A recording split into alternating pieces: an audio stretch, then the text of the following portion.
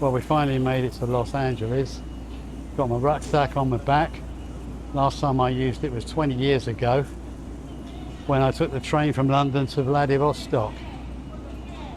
Right now, we're going to find a bus to take us to Union Station. From there, we hope to get to San Diego.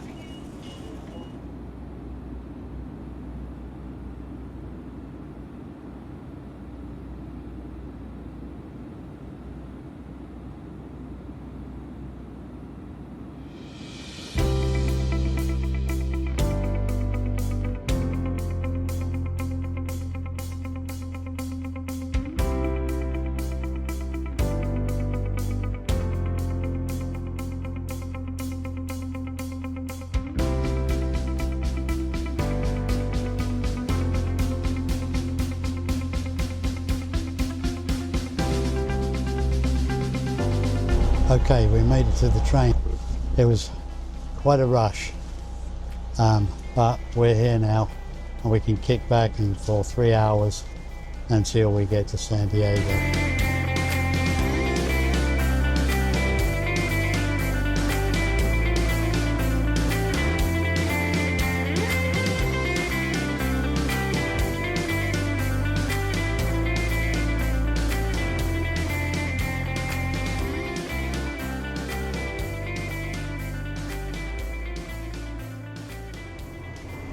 Good morning from San Diego, and we're off to our first jet lag breakfast here in sunny California.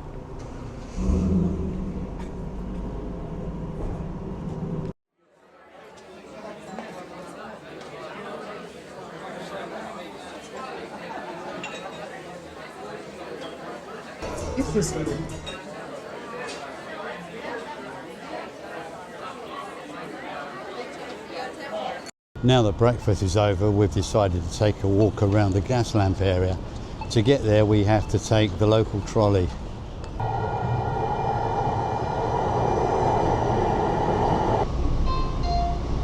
Next station, gas lamp border.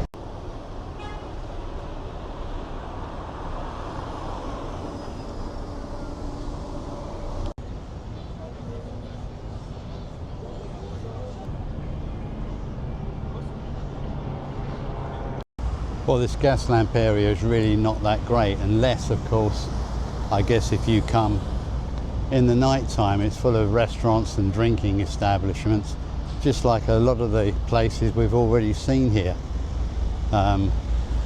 So we're going to leave and make our way up to the old town and see what's happening up there.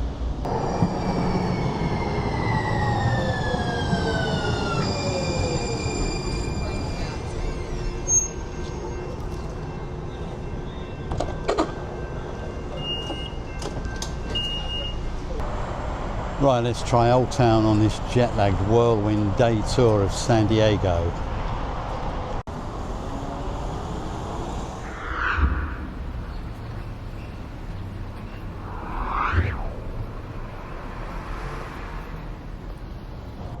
San Diego Old Town is the oldest settled area in San Diego and is the site of the first European settlement in present-day California.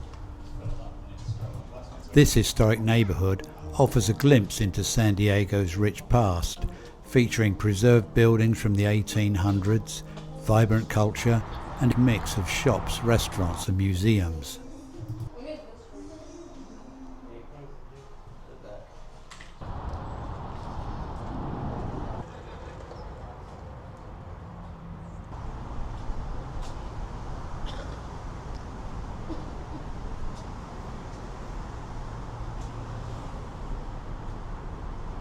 Well, I have to say that the old town is a lot more interesting than the gas lamp area.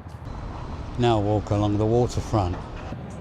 This is the USS Midway, anchored at the harbour here in San Diego. The USS Midway is an aircraft carrier commissioned in 1945. The Midway served for 47 years, spanning multiple conflicts including Vietnam and Operation Desert Storm in 1991. Today it stands as a floating history museum. And here's a statue of the famous photograph taken in Times Square, New York City at the end of World War II. I'm not exactly sure why it's here in San Diego, but it is.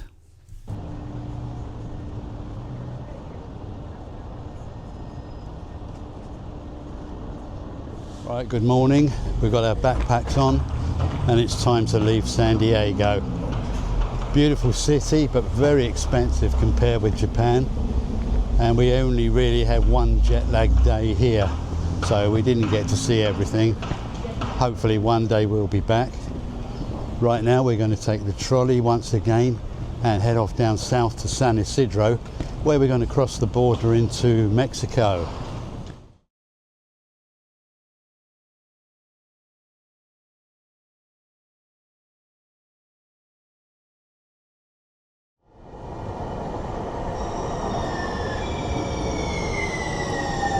Okay, we're here at San Isidro trolley station. The border with Mexico is just a short walk from here.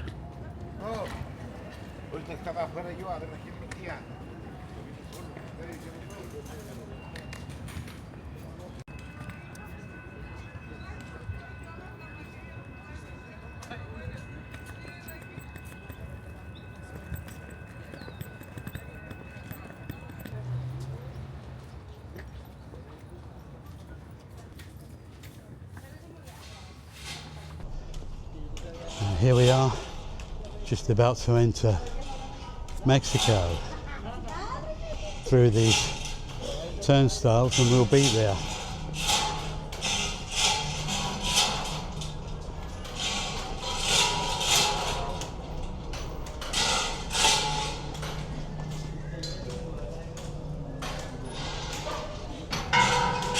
Right, I better switch off the camera now, I think. Okay, we're now across the border in Mexico, but we have a little problem because they can only give us 7 days at the border. We now have to get ourselves to the airport and speak to immigration there. Nothing is ever easy, huh?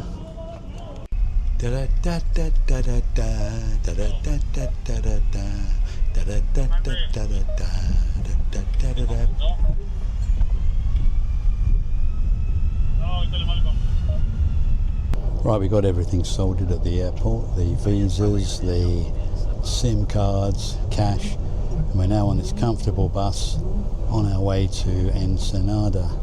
Not sure what time it's leaving though. I hope it's not too long. Oh, it's leaving now, yeah, she's right.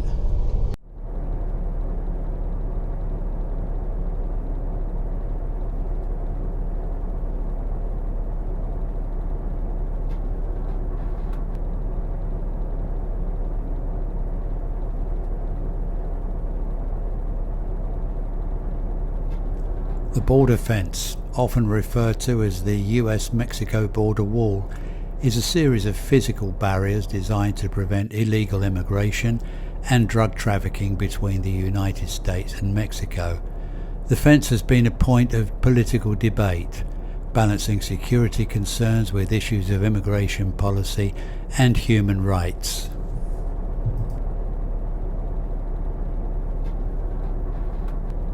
Bit foggy today over the Pacific.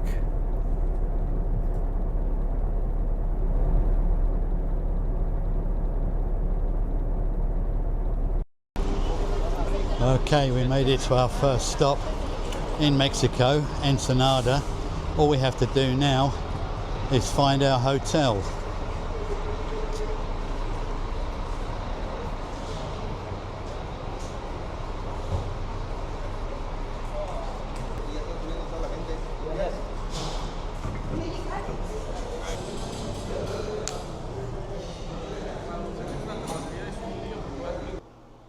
Okay, we made it to the Hotel Rose here in Ensenada.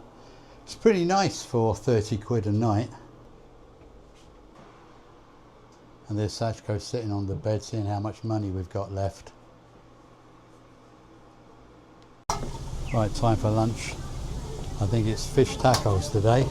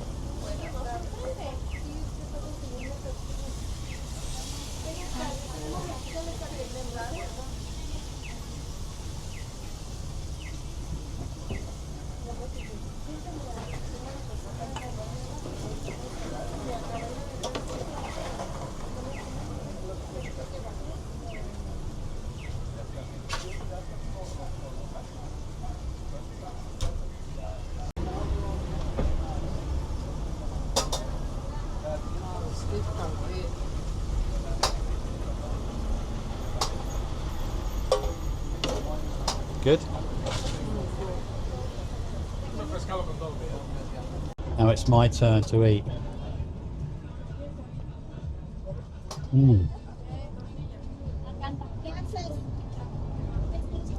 Wow, those chilies are kicking in. Those things are hot. Really good. Fish taco. What's the name of this place? Floresta. Tacos Floresta if you're ever in Ensenada. Very good. We're just taking a quick walk after lunch. Right, a 20-minute walk has brought us into the historical centre of Ensenada. Let's look around and see what we can find. This is Husong's Cantina, said to be where the margarita was invented. Several other bars also lay claim to the invention, but this place is the most famous.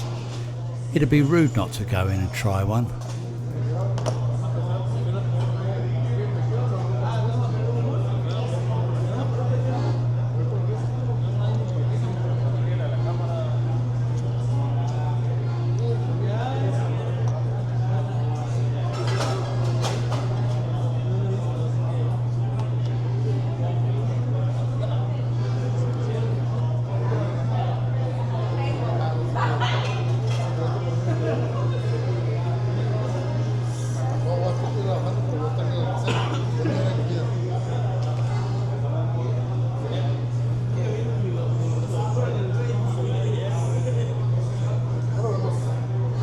Muchas gracias.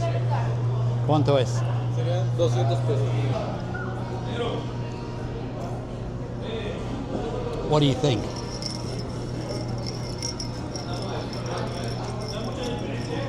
It's very strong. Yeah, it's very strong.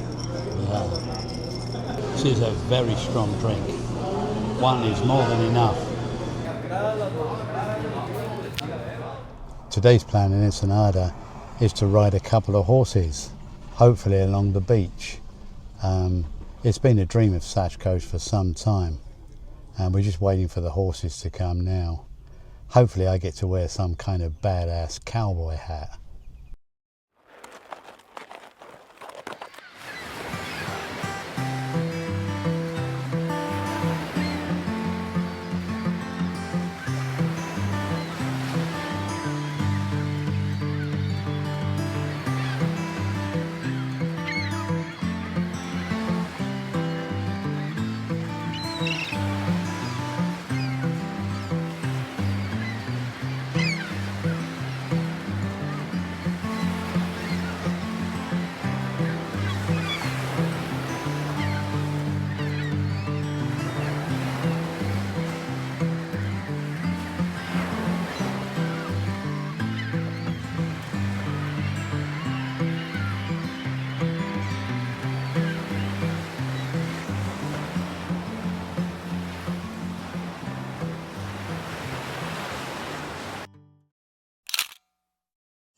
Now it's time for lunch, and we're in Tacos Lucero for their famous fish tacos, and of course a bottle of Modelo Negro.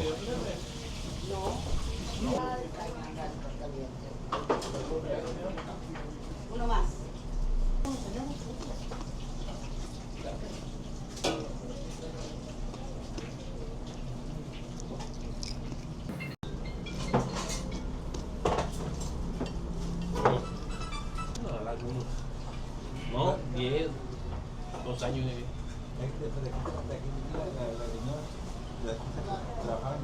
Ahora no. Esa parte, aquí esa parte. Todo junto este. Esto junto. Thank you.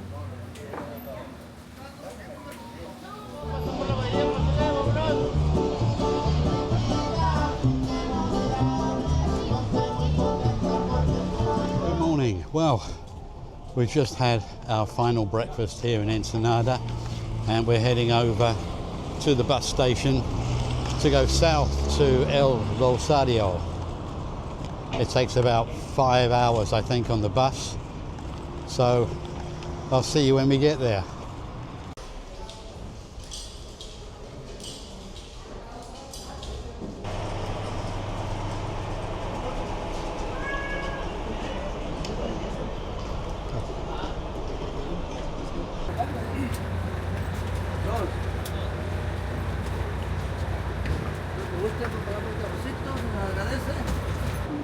Rosario, ok. 11 y 12. 11 y 12.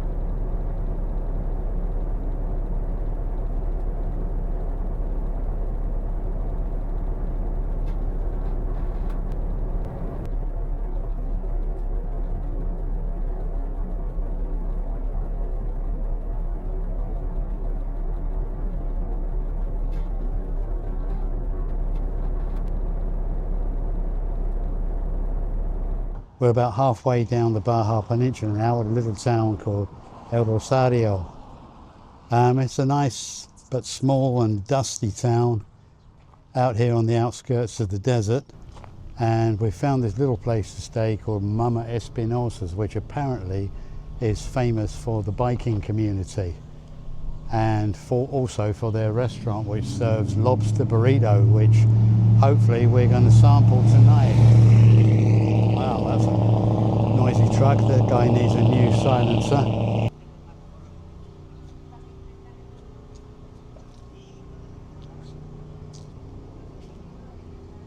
Just outside the main gate are these metal statues of, well, dinosaurs, a Tyrannosaurus Rex there. I'm not entirely sure why they're there. Perhaps this area was famous for dinosaur fossils or something. I really don't know.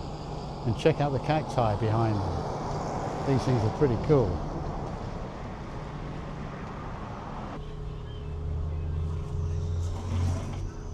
Someone get the boss if you want.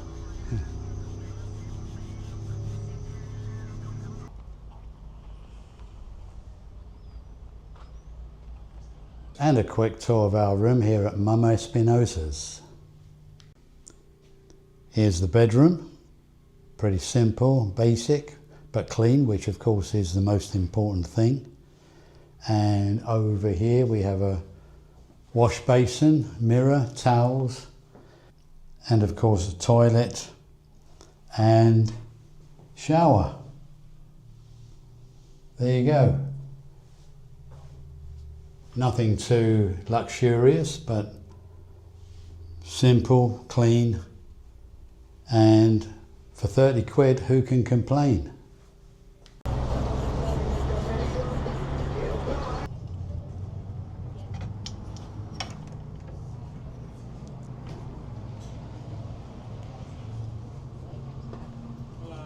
Hola.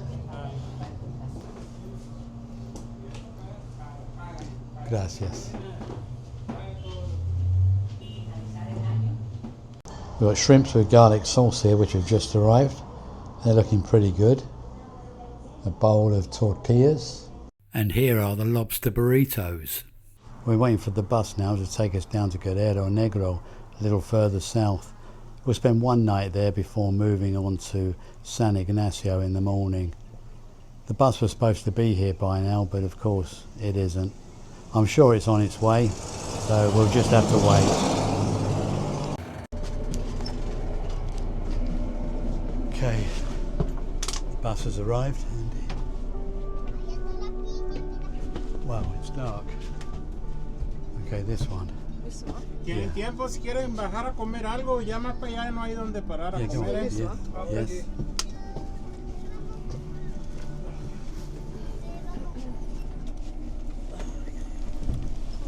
And we'll soon be on our way.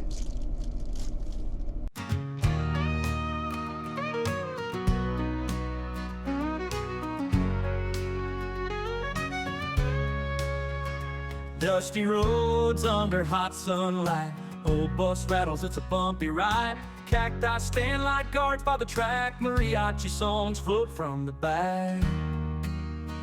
Ladies selling tamales and treats. Barefoot kids playing in the streets. Men in sombreros sip their tea. Riding the bus feels wild and free. Riding south of the border, feeling the breeze. Life's simpler here, it's easy to see. Through desert heat and mountain cold, every mile tells a story old. Farmers with worn boots, tales to tell, young lovers dreaming of a wishing well. The bus rolls on like an old-time song, every twist and turn feels right, not wrong. Shanty towns pass in the night, stars above shine soft and bright. No fancy seats in this humble ride, just dreams and dust and Pura Vida pride. Riding south of the border, feeling the breeze. Life's simpler here, it's easy to see. Through desert heat and mountain cold, every mile tells a story bold.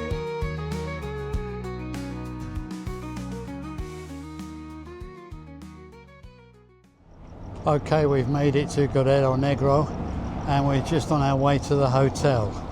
So, see you tomorrow.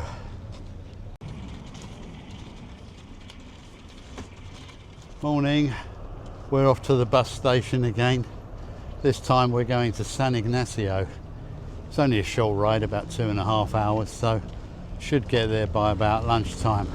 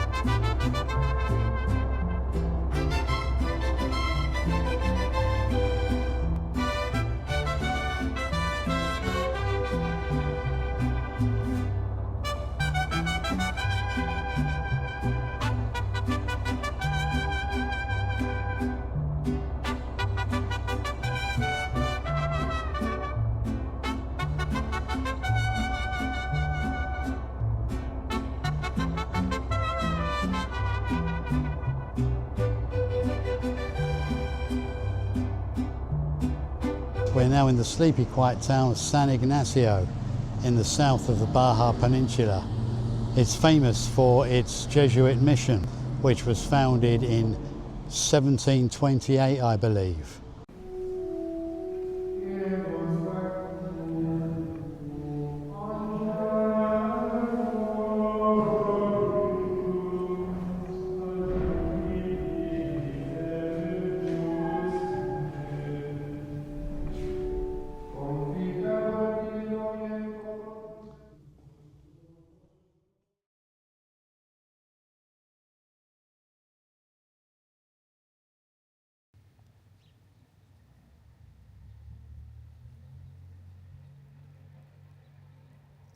This place is deserted.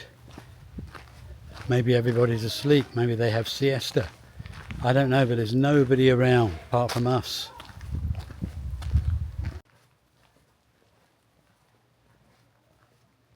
Well, we're trying to find our way to the lagoon.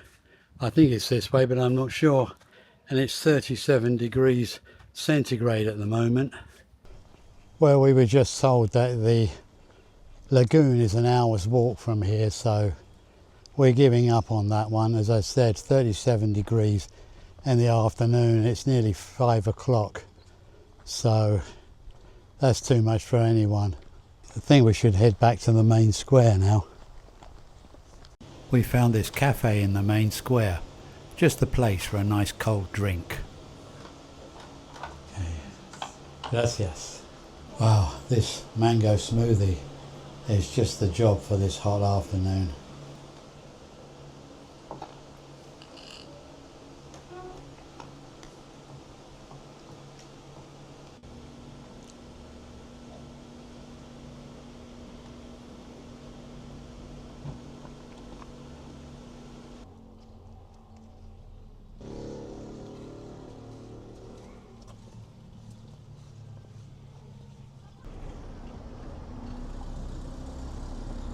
Oh, here's our ride back to the hotel. Perfect.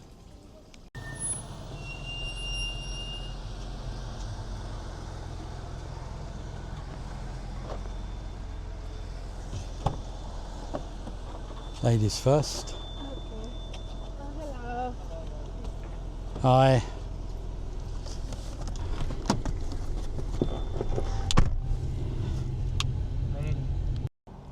And a quick stop before we get back to the hotel to take a look at the river.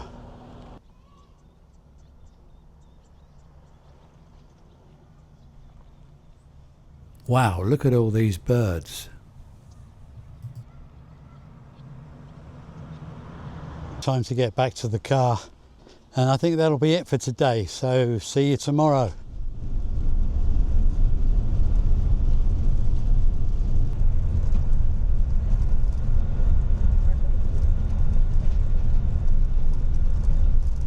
A 3-hour bus ride has brought us to the town of Mulegé, further south in the state of Baja Sur. Let's go out and explore. But first we should get something to eat.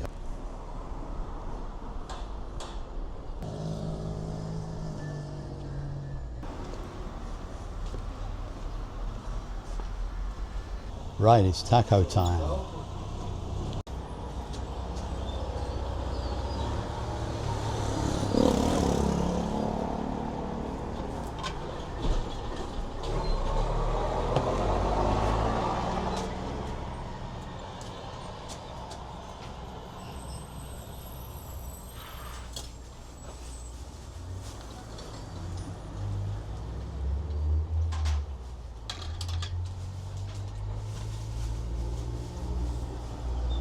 Okay, gracias.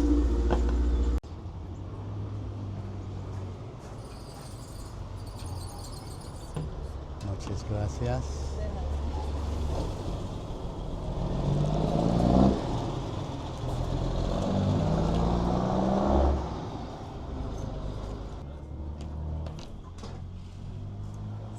Gracias. This is really hot, so you have to be careful. Okay.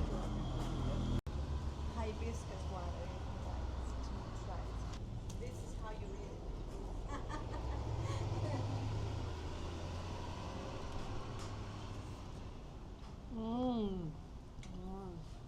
Well, those beef tacos were really nice. I'm so full I need to have a nap, but I know somebody's not going to let me. We're taking a walk now along this path to the old mission.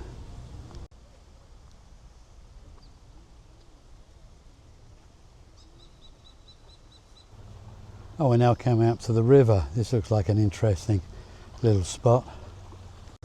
We get to cross over on this kind of dam thing. Not damn thing, dam thing. It's pretty hot out here in the south of Baja. It's about 35 degrees, so I've got to be careful and try and keep in the shade. I keep telling myself I have to buy a hat. Right, we're across the river, and now we have to go up this rocky bit.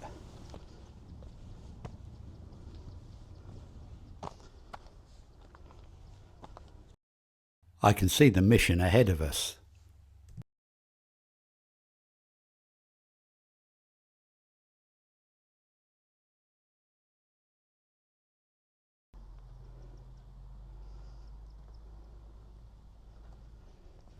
Santa Rosalia de Mulegé mission was founded in 1705 by the Jesuit missionary Juan Manuel de Basaldúa. Unfortunately, it's closed today and we can't go in. Let's see where this path leads. Oh, it's a viewpoint. Let's take a look.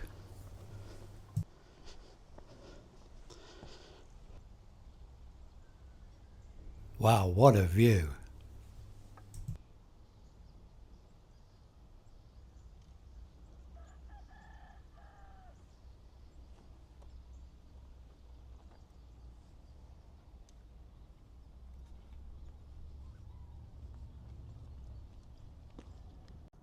I love these giant cacti.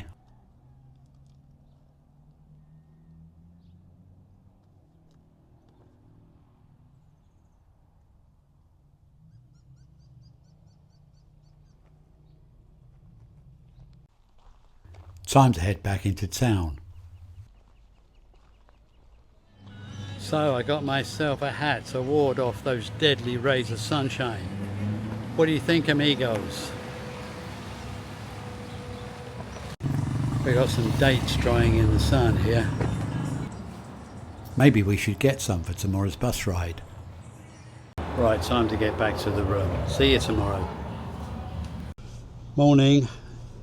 Today's destination is Loreto on the coast of the Sea of Cortez. Should only be about an hour and a half on this bus.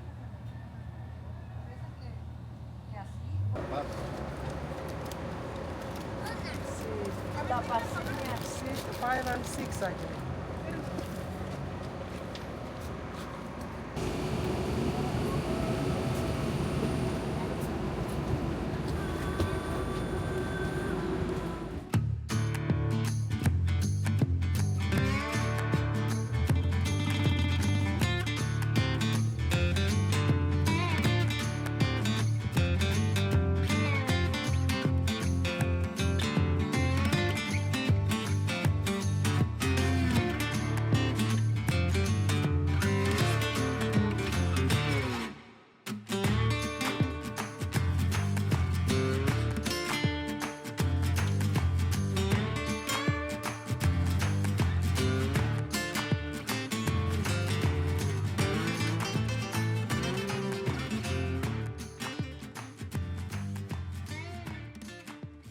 We have now arrived in Loreto, which is said to be the oldest town here on the Baja Peninsula.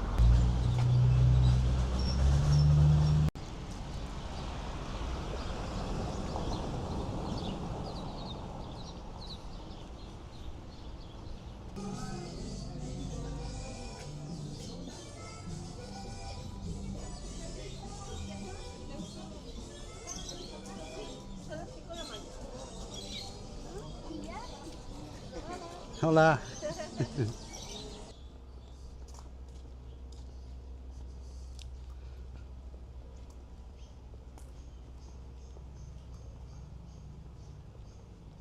We're now walking along the Malecon, which in English we call the promenade.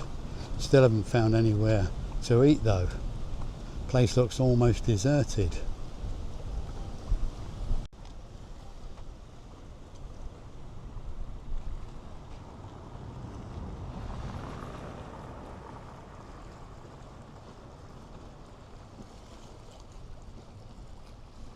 Great view though, so I really shouldn't complain.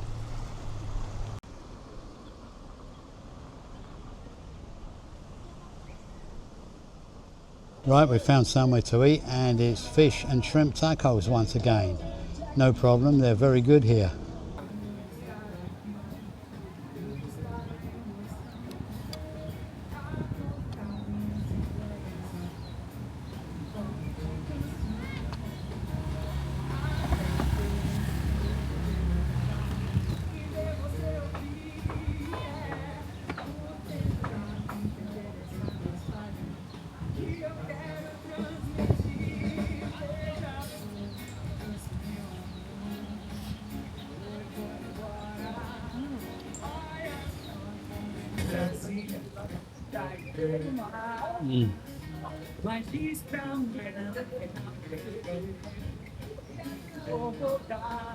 Oh, this is worth waiting for. Time for a quick walk along the beach.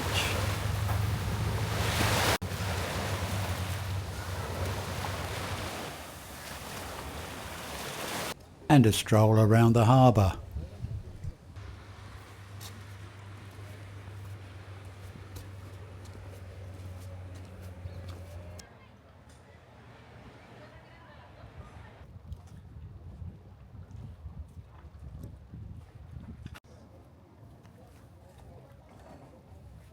And here's a statue of some seals.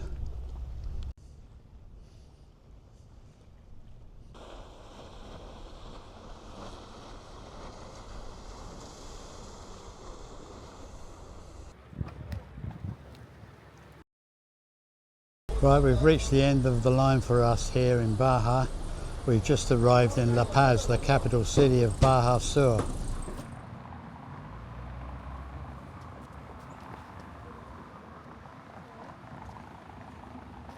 We found ourselves a room. All we need to do now is get to the ferry office and buy our ferry tickets. In a few days we're going to take the ferry over to the mainland, to the city of Mazatlan in the state of Sinaloa.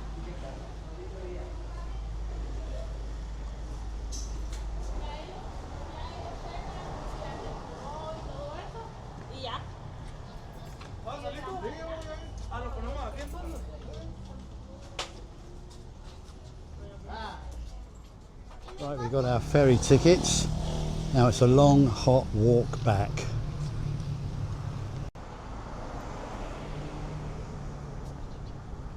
"20 minutes later and we're back on the Malecon.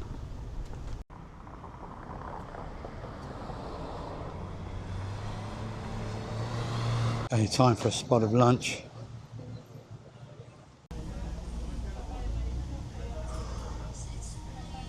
Okay, thank you. Do you like something else?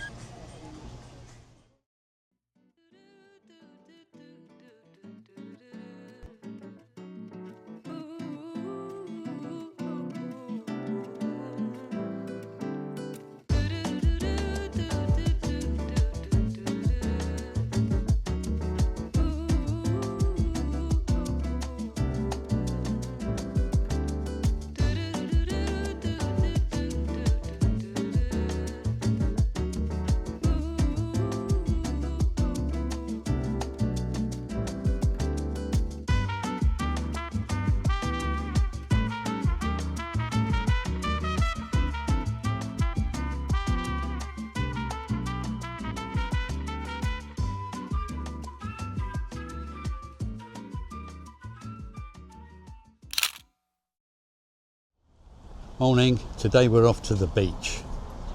We're on the bus heading towards the beach at Balandra. Note the broken windscreen.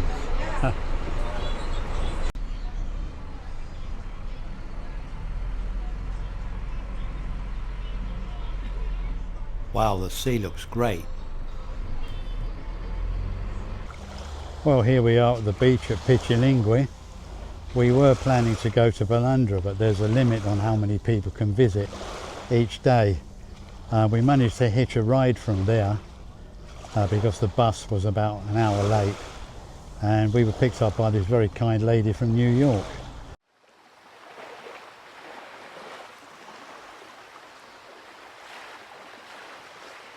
Well, we both had a good swim, but I didn't dare take my camera into the water in case I dropped it, so no video of that, I'm afraid.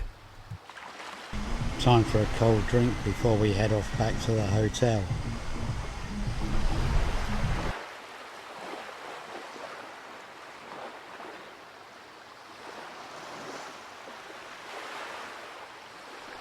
Today we're saying goodbye to La Paz and goodbye to the Baja Peninsula. We're now going to take a ferry across to the mainland to the city of Mazatlan on the coast of the notorious state of Sinaloa. Wish us luck.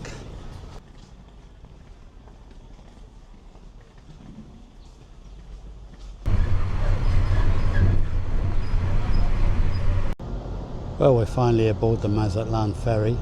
We've got a couple of hours before departure, so probably just sit down and take it easy till then. The ferry ride's 16 hours and we get there about 7 o'clock in the morning. Sadly, we couldn't get ourselves a cabin, so it looks like we're going to be up all night.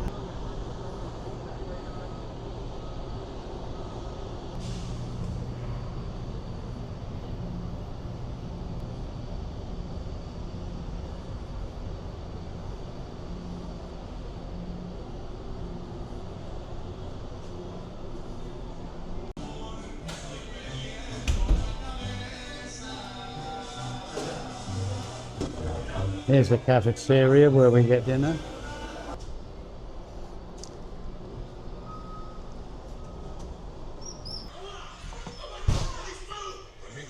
The seating area has films dubbed into Spanish, as you can probably hear. I'm just hoping they don't go on all night, otherwise we'll never get any sleep.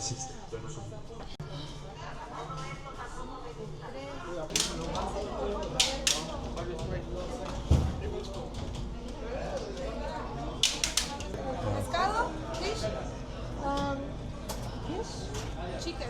Ah, chicken. Pork? This is fish. Is this? Right, the ship's just departing and it's time to say goodbye to Baja. Tomorrow morning we'll be in Mazatlan, ready for new travels across the mainland of Mexico.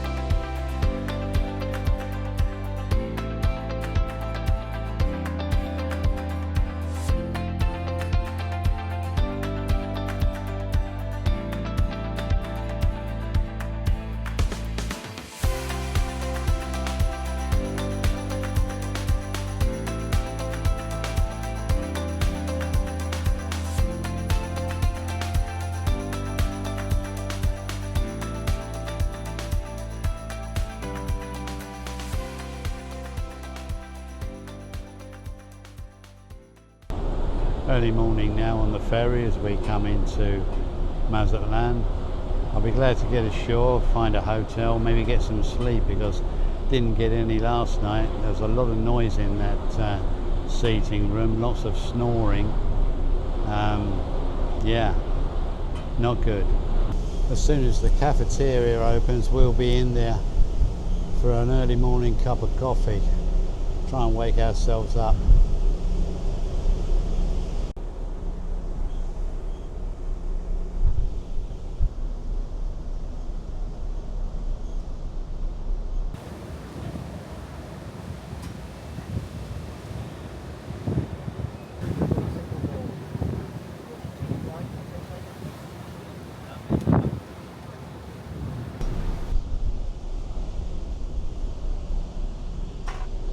While we were on the ferry, we met Kinga from the YouTube channel on her bike. She's making her way all the way down to Argentina. And Sajko and I appear in her video, episode 304. Take a look and subscribe to her channel.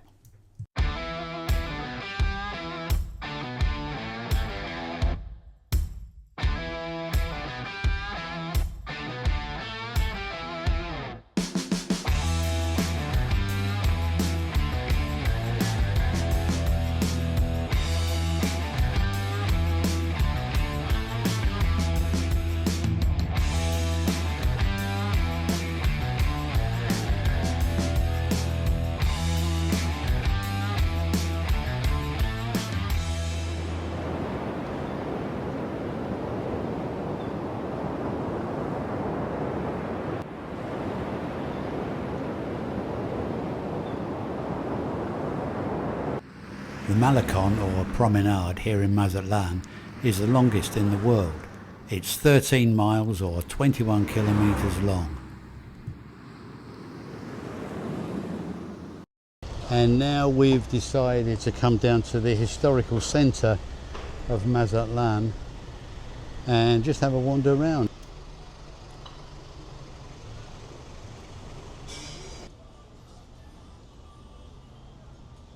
I've been through Mazatlan a couple of times. I've passed through on the train, I've passed through to take the ferry over to Baja, but I've never really stopped here. It's a really nice place.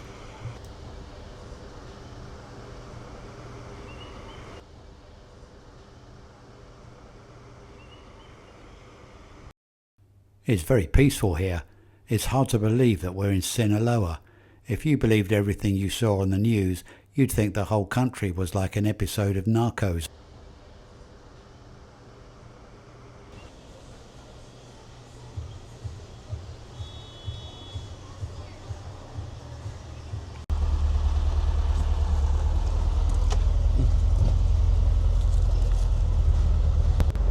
We got ourselves in one of these taxi things, so hold on to your hat because it's all open and it's very windy and probably very dangerous.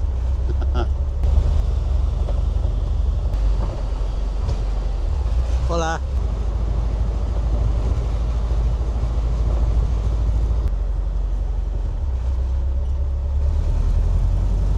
And we're back. Well, looks like we've got a posh bus today. And we're right at the front.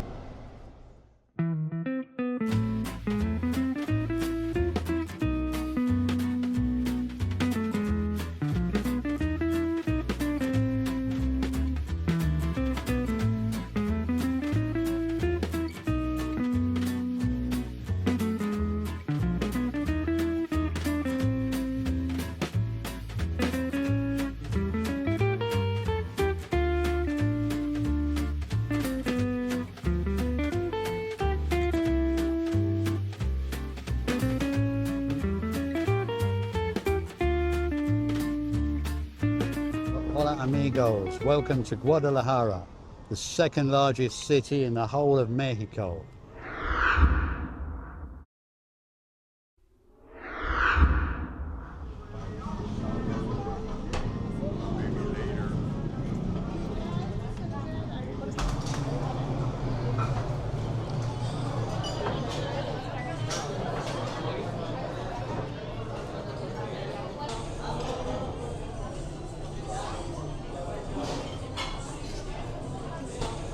Let's start the day with breakfast at La Chata restaurant. Gracias. Gracias.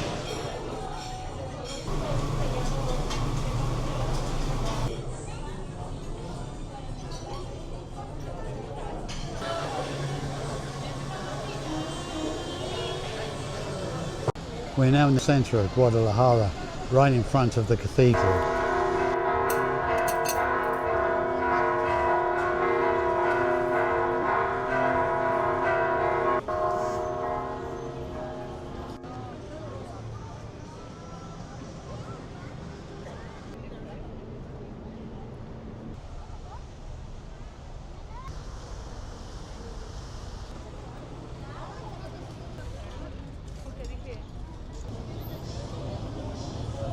At Sachco's insistence, we're now in the largest covered market in Latin America, El Mercado de Juan de Dios.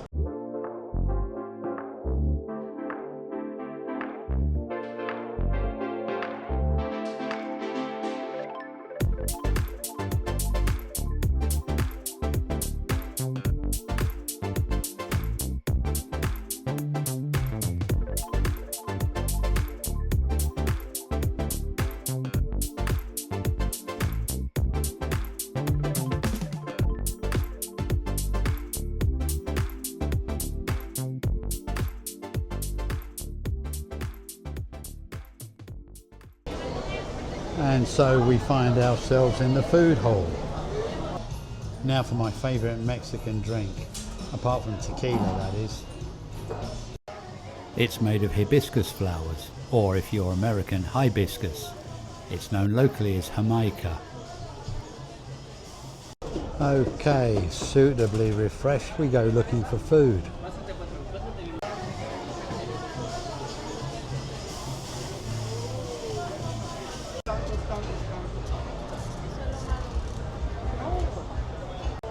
Un torta ahogada, por favor. Uno, pero para dos. Sí, sí.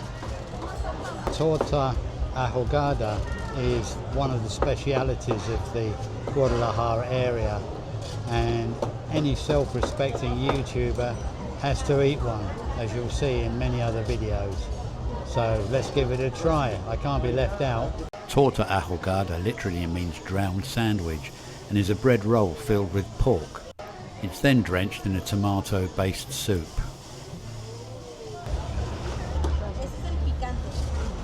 Gracias.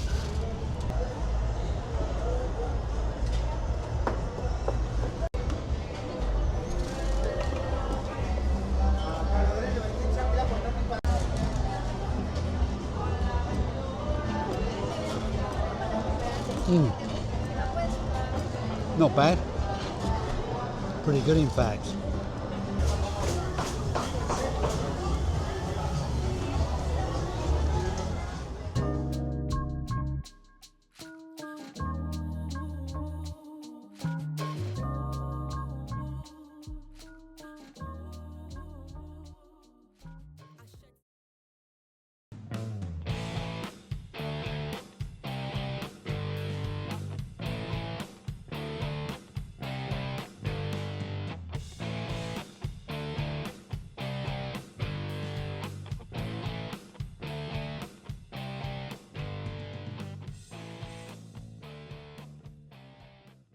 Today we're on a short excursion out of Guadalajara to the town of Tequila. Todas mis compañeras se vinieron hoy.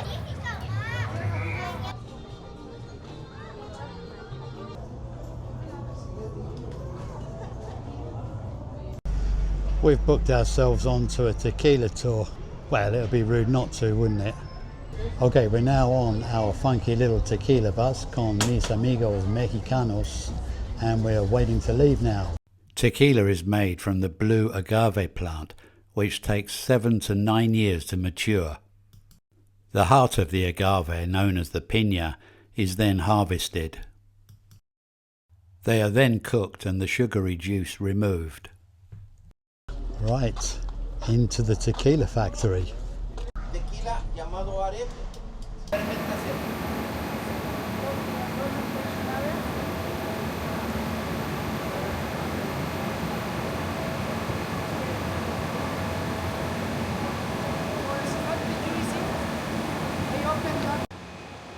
The juice is then placed in large fermentation tanks, after which it's distilled. The tequila is then stored in barrels until maturity.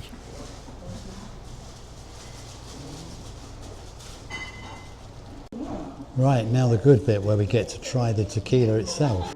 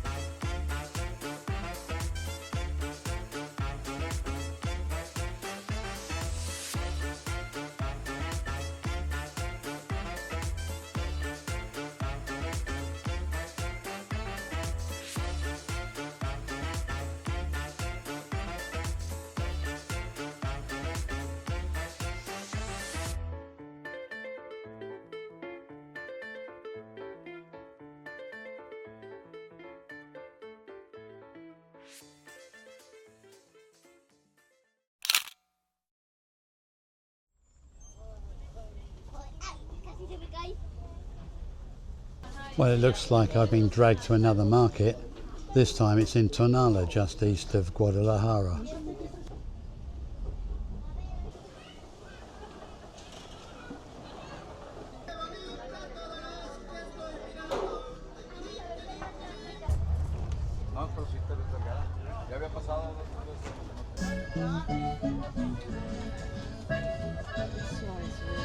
Sale el pobre temblando de frío y llorando por lo que le dices, mientras yo en la casa embrutecido, sabrá Dios que tan solo maldije el alcohol.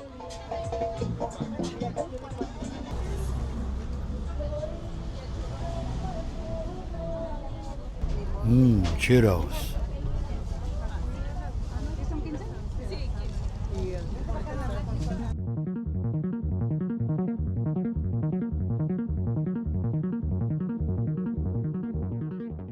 La cajita de borrachitos. 24 borrachitos de Valentina.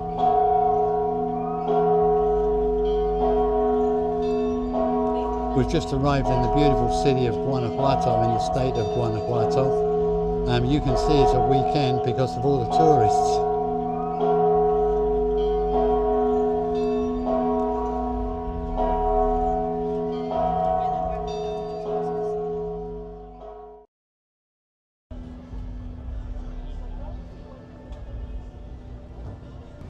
It seems the best thing to do here is wander the streets, explore the alleys and soak up the atmosphere. So let's do that.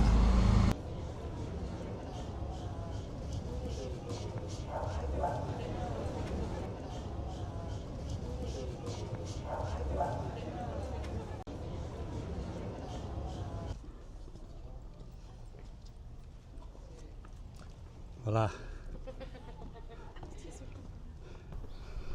Well, we're going up now to the monument of El Pipila.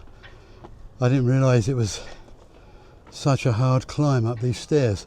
I did think there was a funicular railway that could take us up, but seems like there isn't. Hopefully we're nearly at the top. Actually, when we got to the top, we found out there is in fact a funicular railway after all. Typical. Right, we made it to the top.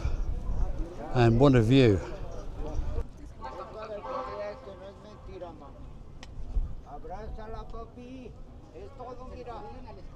El Pipila was a hero of the Mexican War of Independence. He's famous for his role in the siege of the Alhóndiga de Granaditas in 1810 in Guanajuato, where he helped to defeat the Spanish. Time to head back down.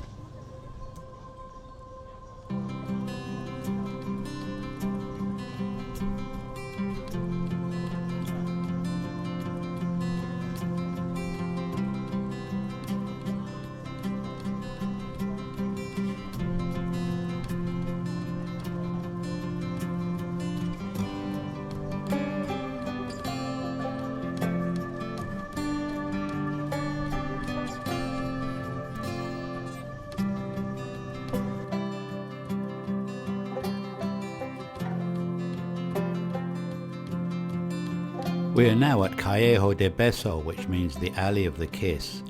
There's a famous Mexican story in which the daughter of a rich man fell in love with the son of a poor miner who lived in the opposite house. The street was so narrow that they could kiss each other from their balconies. When the girl's father found out, he was so angry that he killed her. When the boy fled, he fell from the balcony to his death. Now tourists come here and pose for a photo of them kissing their loved one.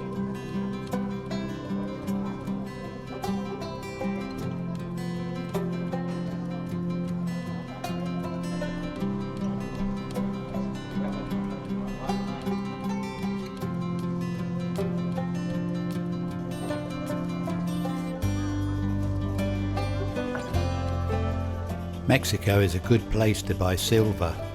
Watch out for those fakes though. The central market is surprisingly empty today.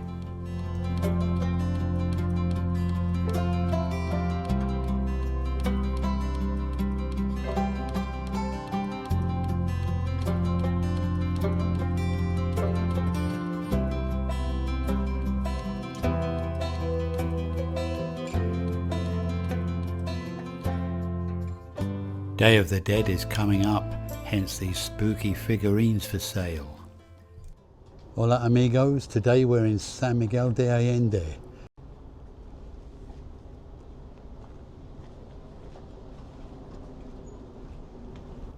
And again, the best thing to do here is just wander the streets and enjoy the atmosphere.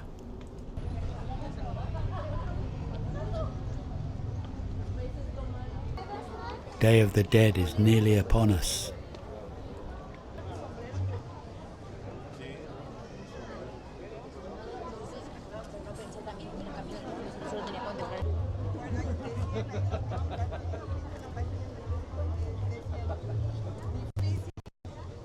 Well, this is the main square, known as Zócalo. Just about every Mexican town has one.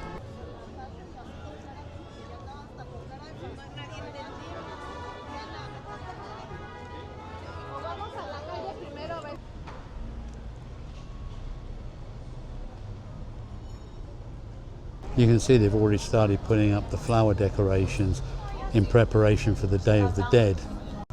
These cobblestone streets must be a nightmare for drivers. Oh, I wonder who this bloke is. Apparently it's Jose Manuel Zavala. I'm going to have to look up and see what he did to be immortalised in bronze.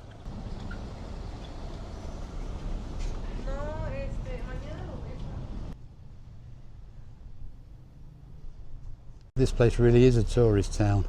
Haven't seen so many foreign tourists since we left San Diego. There are a lot of tourists in Guanajuato, of course, but they were mostly locals. These old streets are amazing.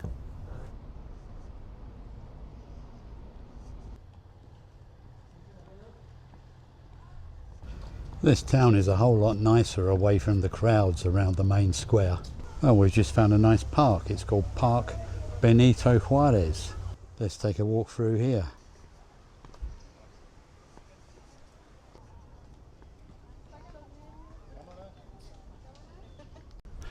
There are some paintings by local artists for sale here.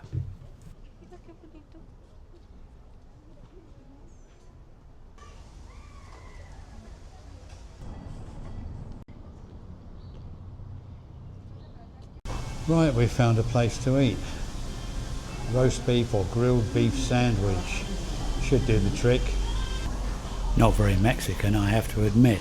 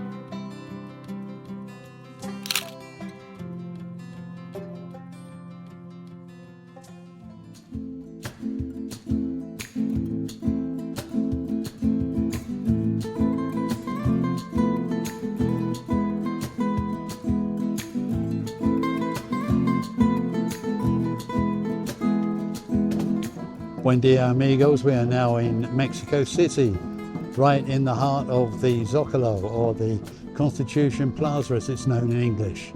This massive square has been the centre of Mexican history for centuries, surrounded by stunning colonial architecture, including the Metropolitan Cathedral and the National Palace. The Zocalo is a vibrant hub of culture, politics and local life. Whether you're here for the breathtaking sights, the lively street performances, or just to soak in the energy of the city, this is a must-visit spot. If you like, you can have an ancient Aztec healing ceremony done on you. I think I'm going to decline.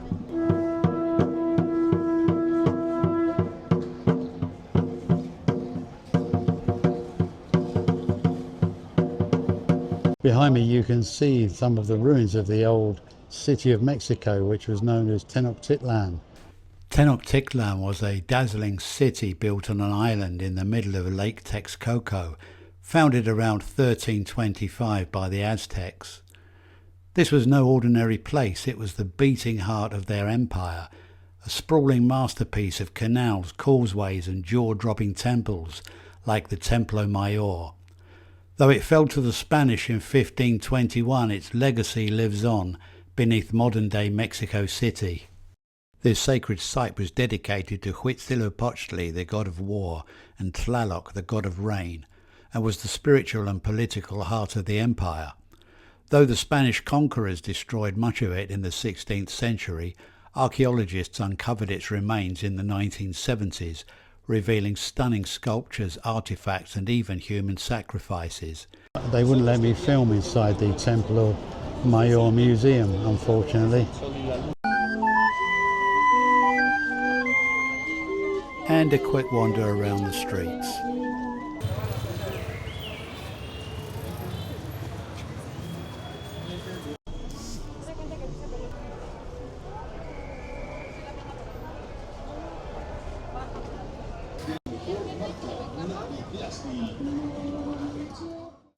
The Palacio de Bellas Artes is a stunning cultural landmark known for its breathtaking architecture and vibrant art scene, featuring murals by famous Mexican artists such as Diego Rivera.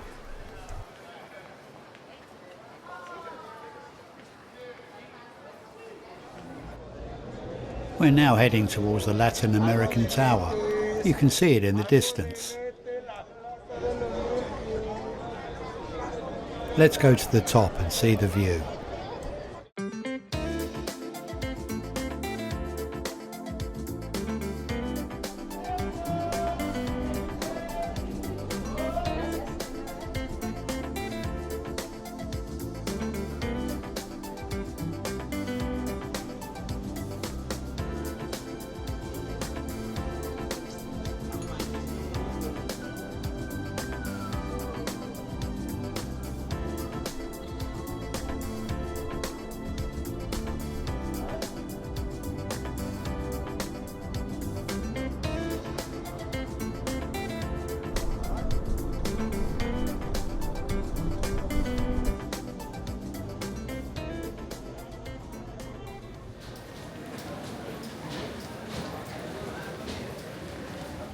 Today we're going to take a little wander around the area of Coyoacán.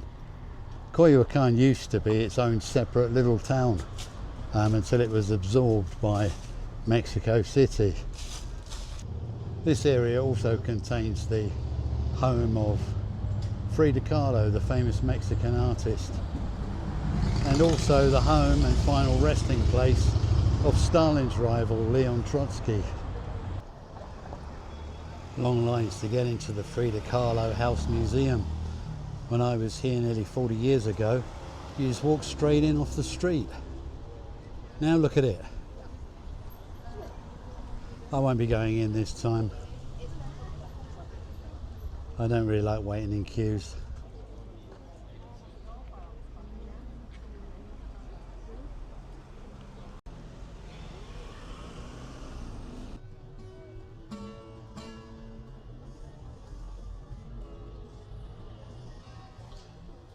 We're now at the Leon Trotsky House and Museum here in Coyoacán.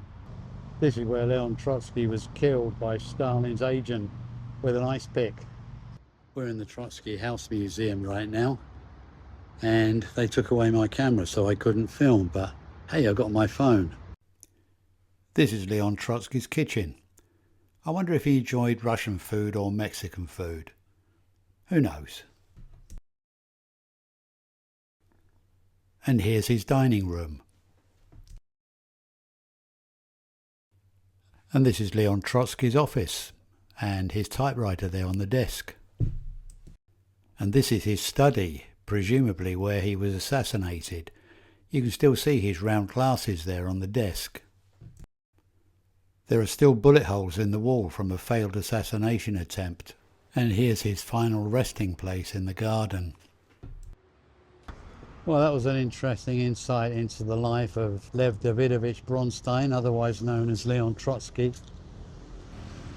Now the history lesson is over. We're going to have a nice cup of coffee, I think.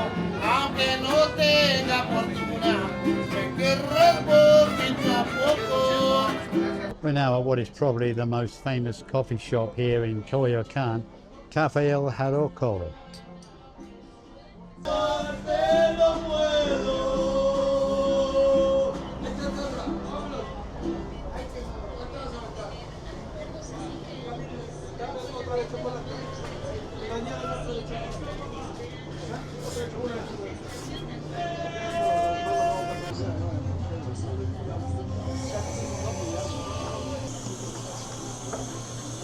Este cafenado. Normal.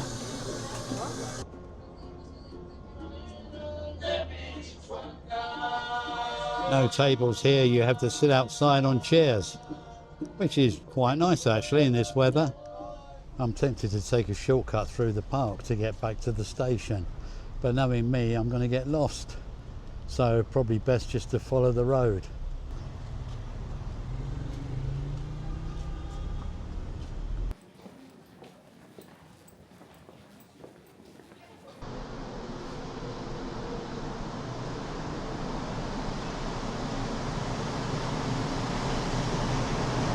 Today we're at the site of the pyramids of the sun and the moon here at Teotihuacan, just north of Mexico City. Known as the City of the Gods, Teotihuacan was once a powerhouse of Mesoamerica, home to over 100,000 people at its peak. Built between the 1st and 7th centuries, this UNESCO World Heritage Site is packed with history and jaw-dropping architecture. 40 years ago I climbed to the top of this pyramid, but you're not allowed to do it anymore. A stroll down the Avenue of the Dead, lovely name, takes us from the Pyramid of the Sun to the Pyramid of the Moon, the second pyramid in the complex.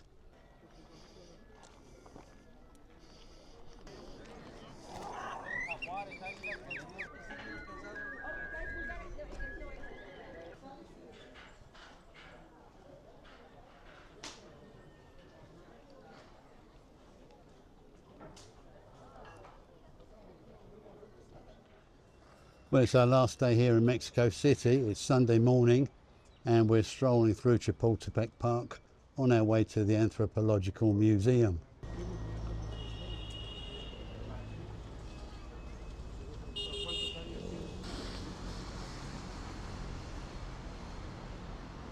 It's pretty chilly this morning. I really should have brought a jumper. Not really what you expect when you're in Mexico, but due to the high elevation of about, what, 7,000 feet, Mexico City can get pretty cold. Right, we made it to the Anthropological Museum, but I'm pretty sure I won't be able to film anything inside. Right, so that was the Anthropological Museum here in Mexico City. It's funny, I had to put my camera in the locker so I couldn't film, but strangely enough I was allowed to take my phone in, so I managed to take a few snaps there.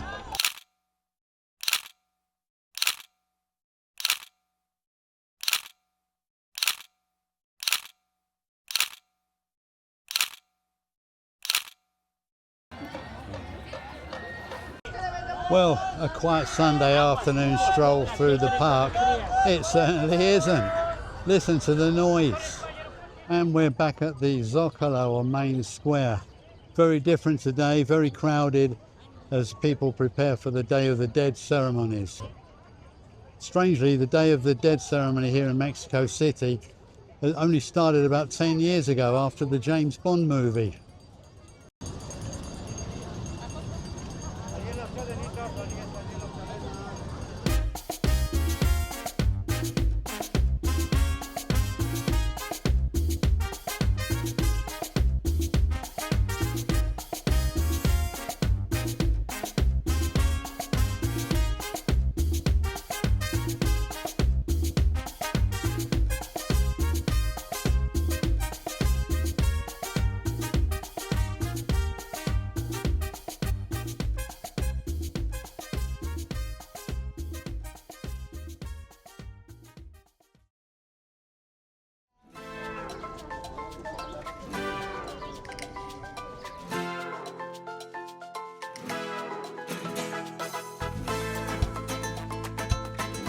Good morning from beautiful Oaxaca City, capital of Oaxaca State.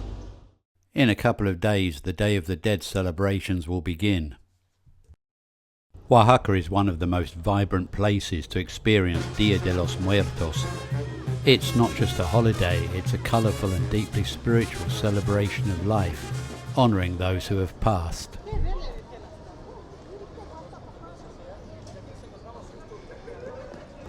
Well, it's midday in the Zocalo, and you know, nothing's really changed much since I was here 37 years ago, which is quite a surprise. People here hanging out. I can hear the voices of some kind of protest going on over there. I don't know what it's about though. A few musicians in the square.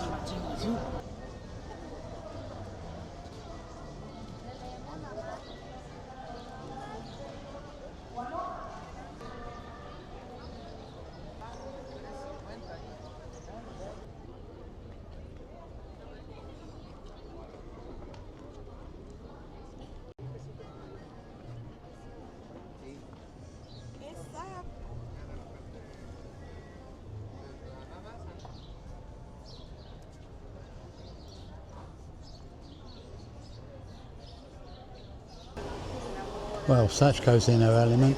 She's just found out that Benito Juarez Market is right next door to our hotel.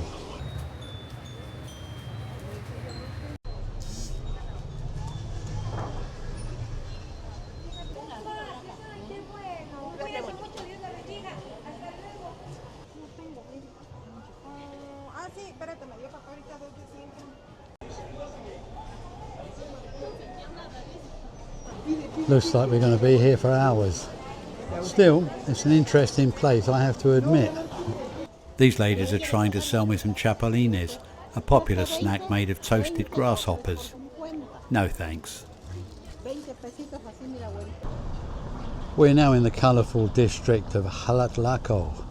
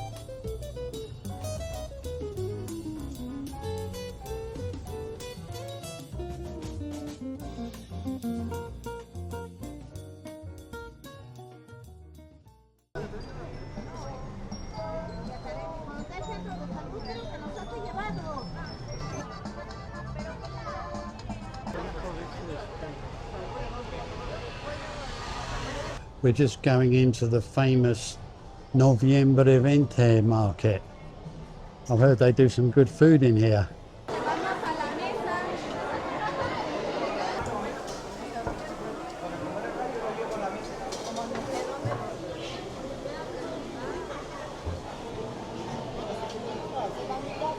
This interesting looking young lady came to our table to pose for a photo shoot.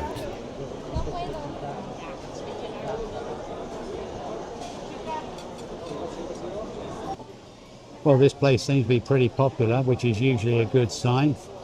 We've ordered the, what is it called? The giant grilled tortilla. At least that's what it's called in English. Can't remember the Spanish name. We had one last night from a street stall and it was really good.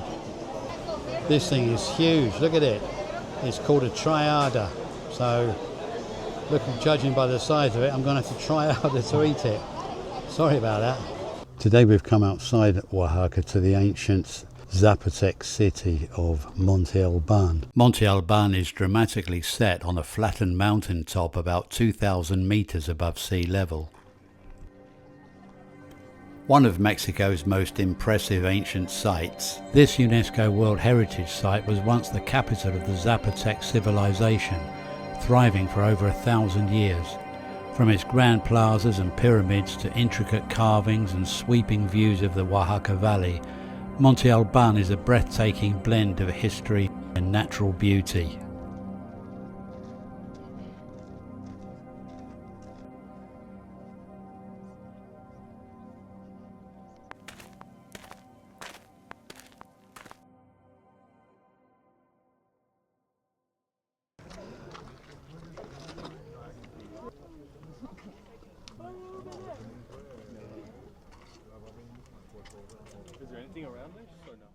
Back in Oaxaca, the celebrations have begun.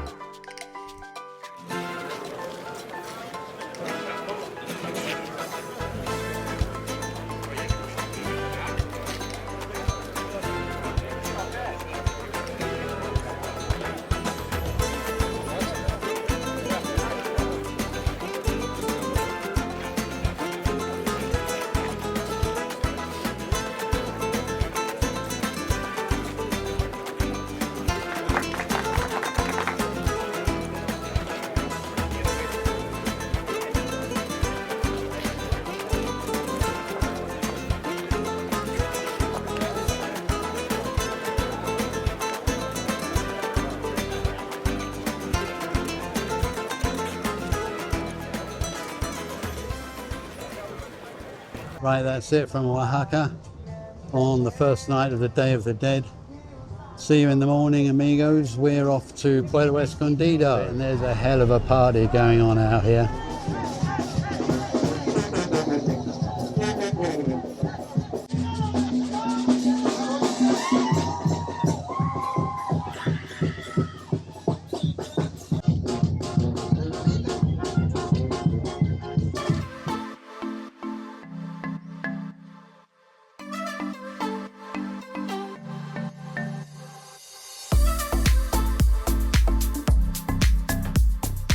Right, we're on the bus now heading to Puerto Escondido on the Oaxacan coast. Last time I went in this direction, it took about 10.5 hours on a rickety old ex-American school bus. Today with a new road, it only takes about 3.5 hours. And the bus is a lot nicer.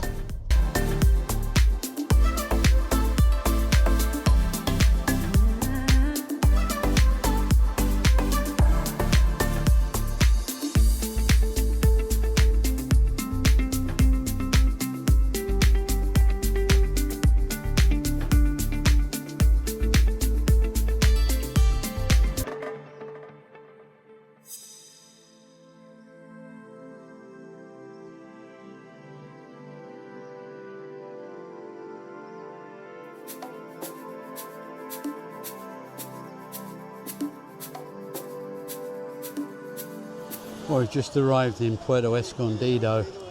We're only staying one night, so really I've only got time to show you the beach.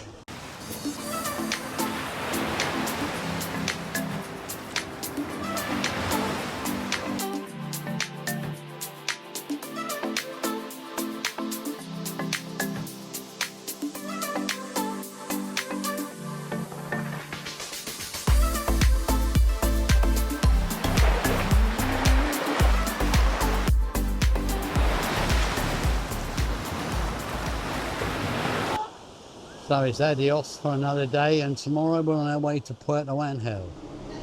After a brief stop in Puerto Escondido, we're back in the bus station, heading off to Puerto Angel via Porchutla. It is hot and humid here, almost as bad as Japan in the summer.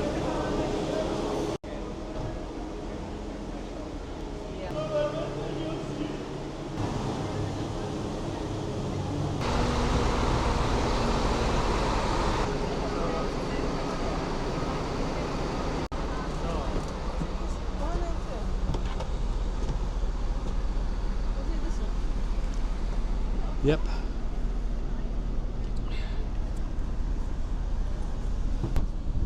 These Mexican buses are very, very comfortable.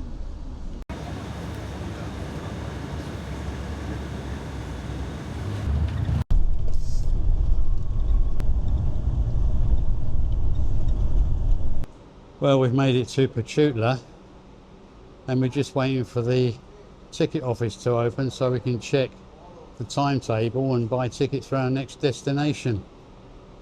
It's closed at the moment. It seems the guys have gone to have a bit of lunch, so we've got to wait. Right, we got our tickets from the bus station and now taking a taxi down to Puerto Angel. We've just arrived in Puerto Angel and we're staying at the exact same place I stayed 37 years ago with some good friends of mine. Casa Gundi Thomas. There it is. I wonder how much it's changed.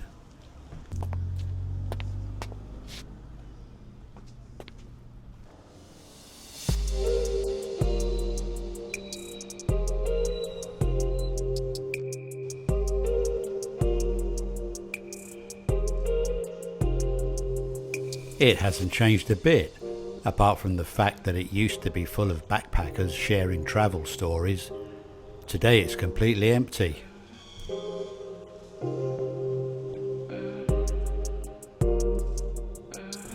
Well, the hammocks are still here,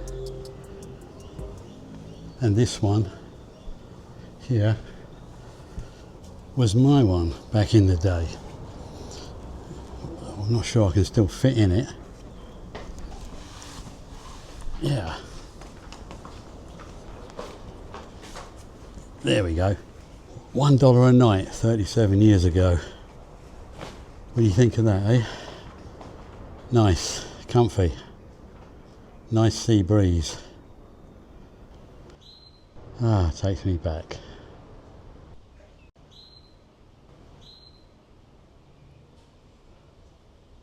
However, Sachko wasn't keen on staying in a hammock, so we booked the newest, nicest room in the guest house.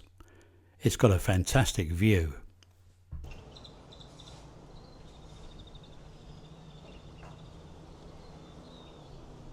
Buenos dias. Good morning. Good morning. Last time I met this guy, he was only a baby. Time for our usual stroll along the beach.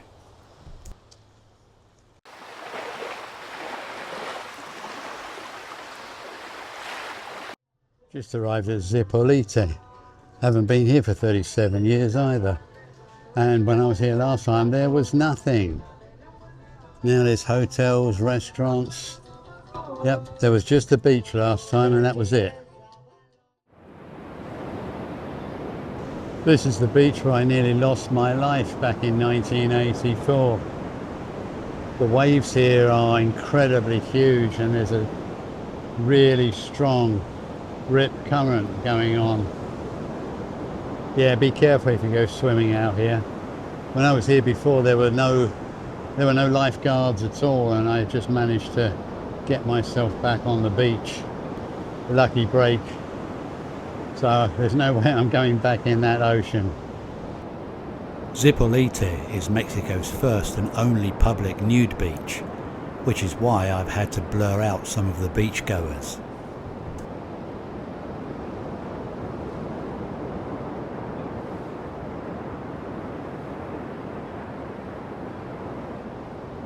I can't believe all the hotels and shops that have sprung up along the beach here. Before it was just a wild beach with just palm trees and banana trees and stuff, you know. Now it's like a real touristy beach. I mean, it still looks nice, but yeah, very different.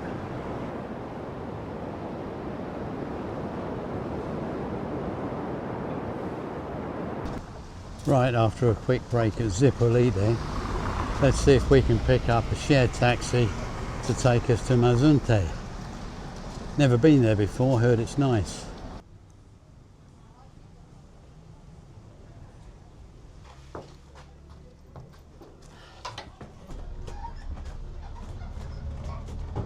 This vehicle is known as a camioneta. It's a kind of truck which has been converted to take passengers. It's not very comfortable, but it gets you to where you want to go.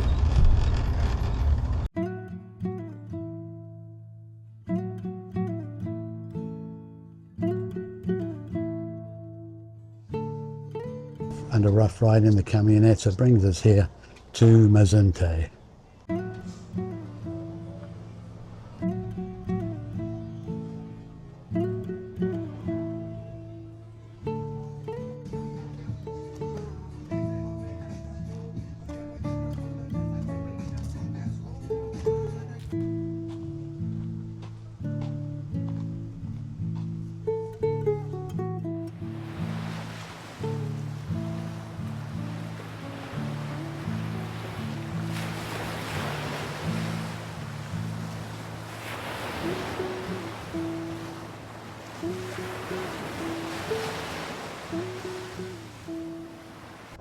Shrimp cocktail for lunch and chicken a la mexicana. Right, now to see if we can flag down one of those camioneta things, take us back to the hotel.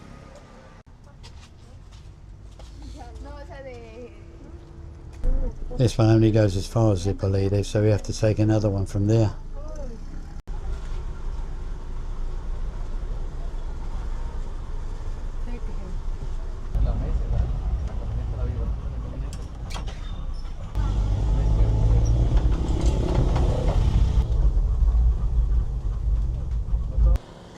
So now apparently we've got to get another one from somewhere down this road, and I don't exactly know where. Right, so we've got a shared taxi which will, I guess, stop and pick up people along the way, which is fair enough, and there's somebody right now.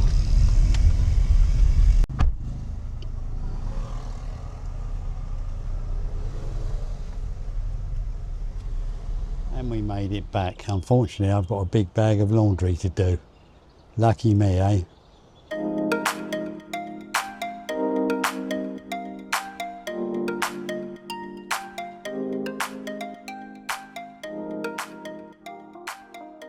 Here we are in Tehuantepec. We kind of got stuck here. We expected to be able to take an early morning bus to San Cristobal, but that was all full up. So we've got to wait till about 5-6 o'clock this evening before we can get out of here. It's a bit of a nothing town, to tell you the truth. I mean, people are nice, but there's not much going on. Sachko's discovered another market which she wants to go and see. So that's where we're off to right now. It's about a 20-minute walk down this dusty road, so yeah, let's get on with it.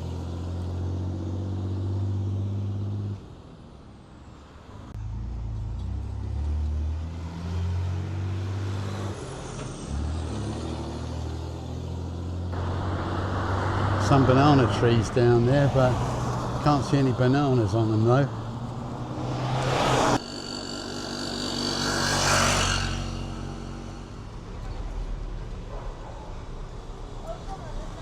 Buenos dias.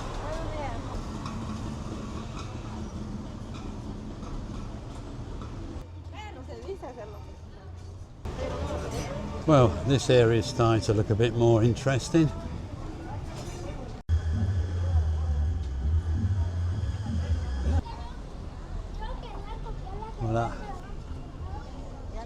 Well, we found the market. Very authentic. No tourists here, apart from us of course. Señores, Jesucristo es el mismo de ayer y hoy por los siglos.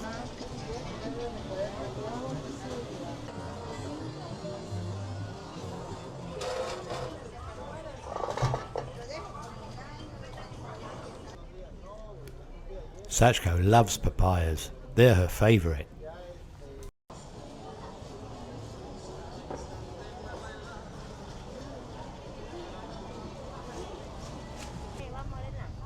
$15. 15.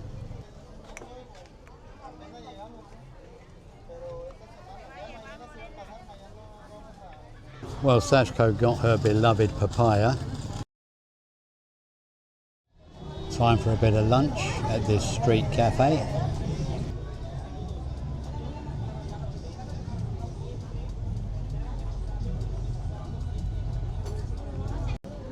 Gracias.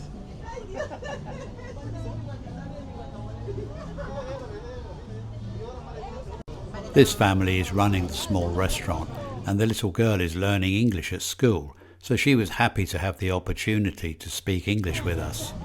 These empanadas are good. Excuse me. Right, it's time to head back to the hotel, pick up our gear and head off back to the bus station. Sachko's decided to buy a chicken torta for tonight's bus journey.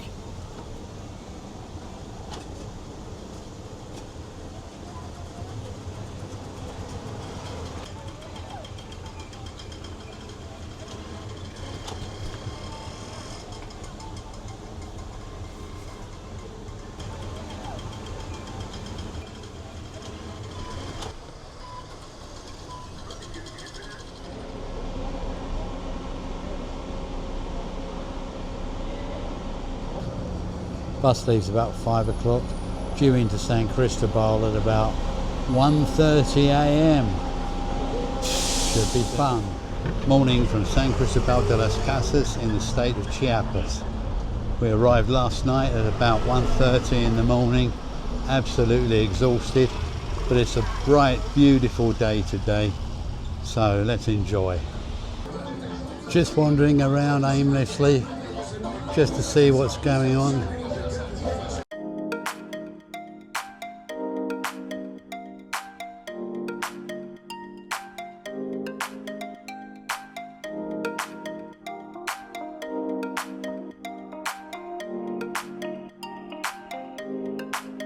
San Cristobal de las Casas is a magical mountain town tucked away in the highlands of Chiapas. With its cobblestone streets, vibrant colonial architecture and rich indigenous culture, this city is a hidden gem that feels like stepping into a different time.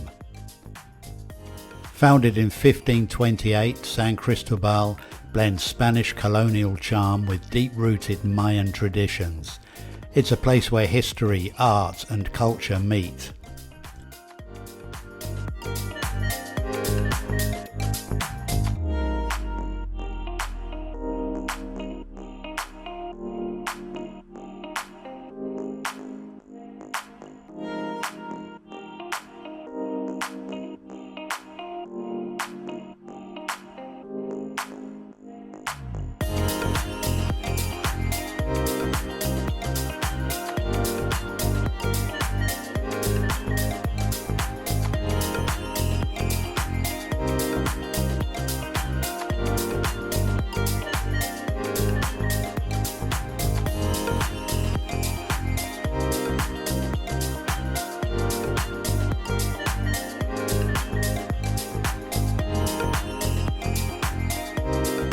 Looks like we've come to the trendy part of town.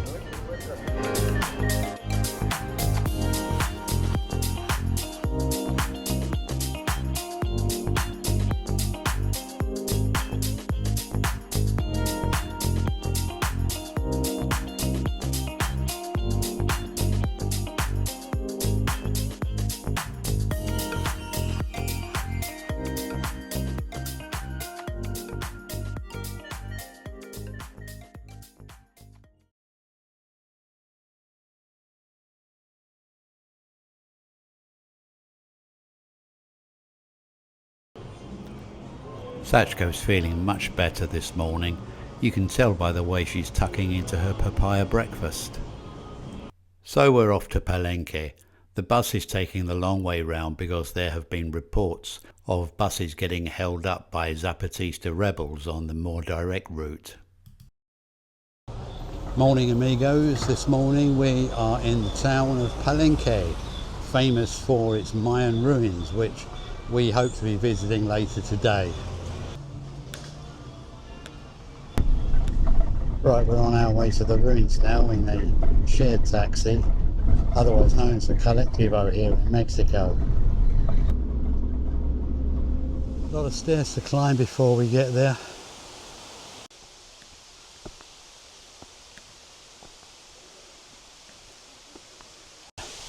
Onwards and upwards. Palenque is one of Mexico's most awe-inspiring ancient cities, nestled deep in the lush jungles of Chiapas. This once great Maya city is now a stunning archaeological site where history and nature collide.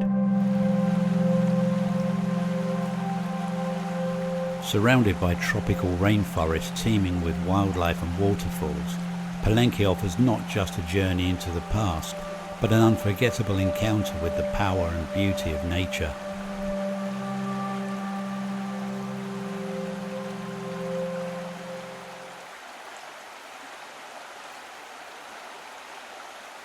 We finally made it to the main complex of the Palenque ruins, and I am sweating.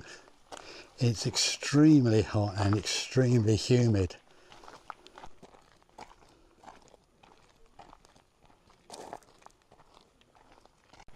Sachko is so scared of the mosquitoes. She's wearing a hoodie. I don't know how she manages it in this humidity. Mind you, I don't blame her. There have been cases of dengue fever around here, so she's probably doing the sensible thing. Dating back over 1,500 years, Palenque is famed for its intricate carvings, majestic temples and mysterious tombs, most famously the Temple of the Inscriptions, the resting place of the great Maya ruler Pacal the Great. And it's raining, so I better put this camera away because it's not waterproof and I don't want to break it. So I'll have to continue filming on my phone.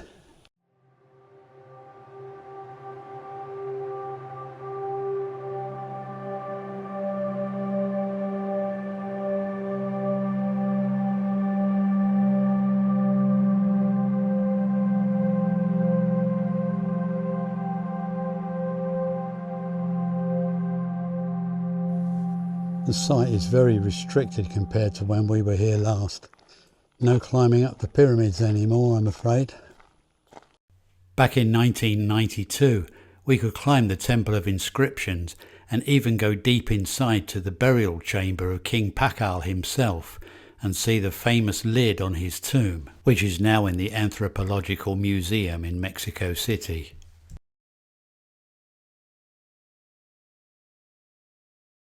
Seems I was wrong. It looks like you can climb at least one of them. Should I give it a go? Yeah, go on.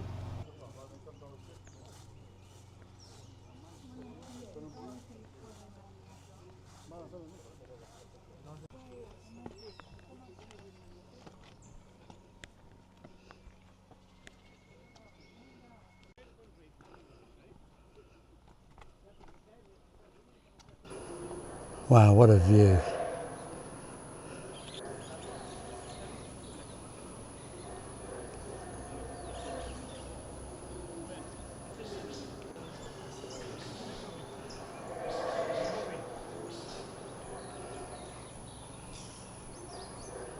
Looks like it might rain again in a minute. I suppose that's why it's called the rainforest, eh?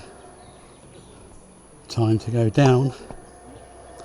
Carefully does it. There's a howler monkey in the distance. I don't know if you can hear it.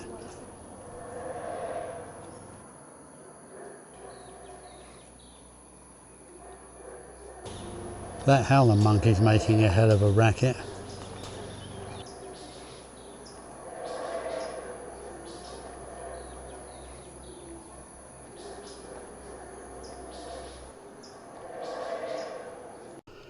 Right, we're inside one of the pyramids now.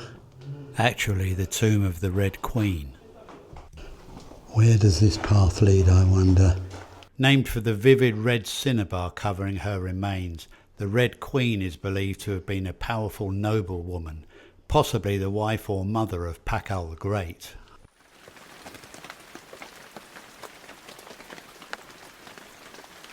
Time for a drink. All that pyramid climbing is thirsty work.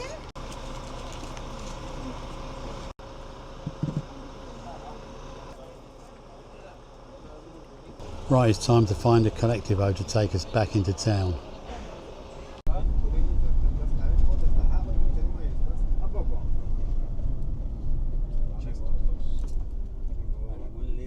Deep in the Lacandon jungle, which lies on the border with Guatemala, lie two of the least visited Mayan sites in Mexico due to their inaccessibility. Nearly 5 o'clock in the morning here in Palenque. We're waiting for the van to come. We're going on an excursion today to the ruined cities of Yachilan and Bonampak, so it should be pretty good. Don't usually go on tours actually, but apparently this is the easiest way to get there. Well, we're in the van and we're the only 2 passengers so far. Let's see who else turns up.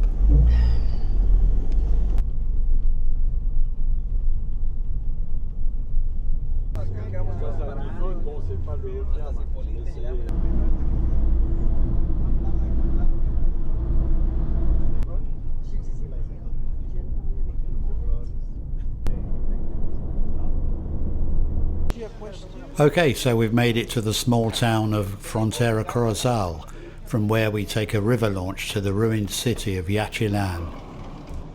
This looks like our boat now. Okay, all aboard. Su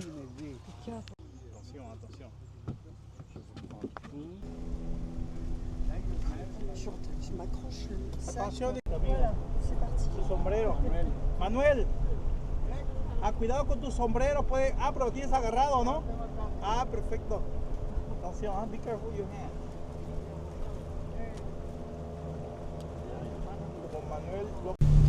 It takes about 1 hour to get there.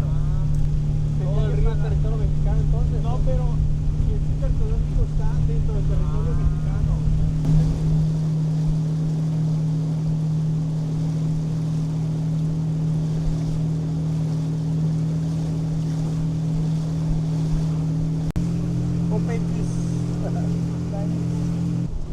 There are crocodiles in this river, but we didn't see any.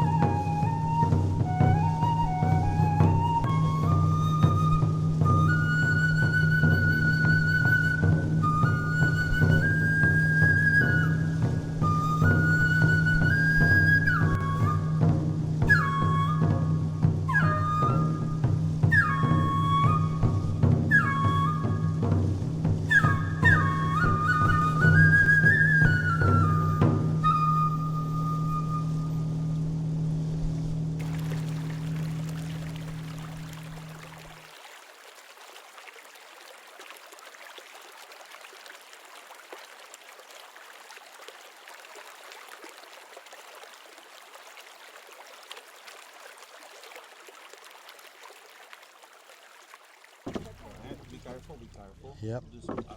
Okay, thanks. Okay, got it.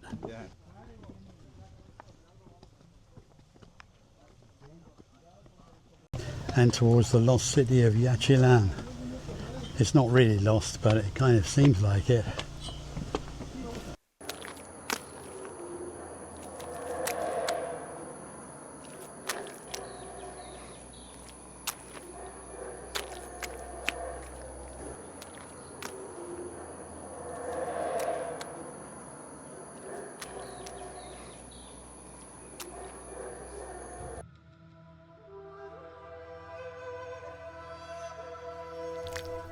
Structure 19 in Yachilan is often referred to as the labyrinth.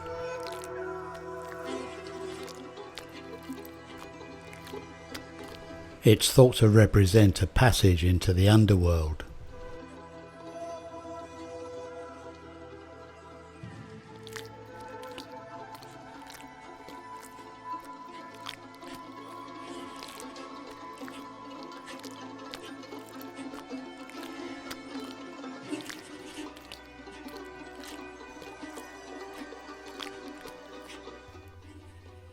There are bats hanging from the ceiling and scorpion spiders on the walls.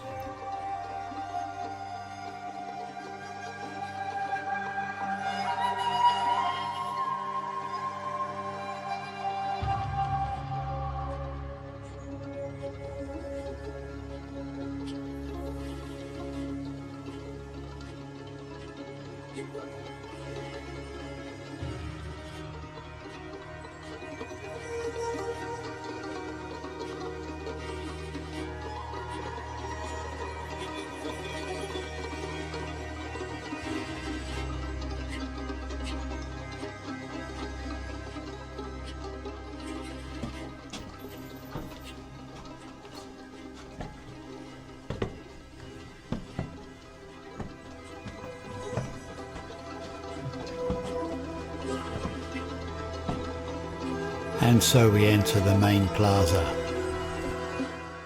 sommes maintenant à l'intérieur de la ville. Vous voyez? C'est joli. It is not easy to find The ceiba tree was seen as the world tree, or yache, the central axis of the universe in Maya cosmology. Its roots reached into Xilbalba, the Mayan underworld. Its trunk represented the earthly realm. Its branches reached up to the heavens, connecting the human world with the divine. One of the highlights of the site is El Palacio del Rey, or the King's Palace, which was built by King Bird Jaguar in about 756.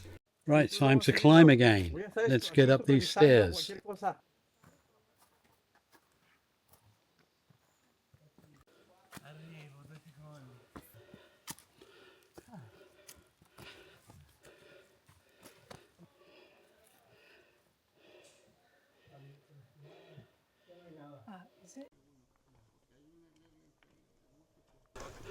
Well, I thought I was at the top, but it seems I was wrong.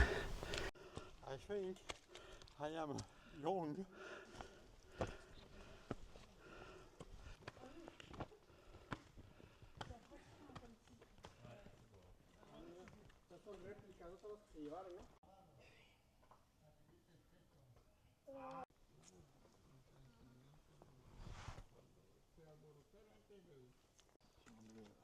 C'est impressionnant.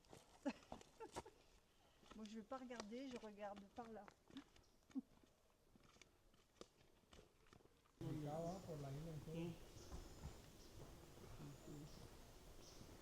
Time to get back on the riverboat and head off down to Bonampak. That's our next stop.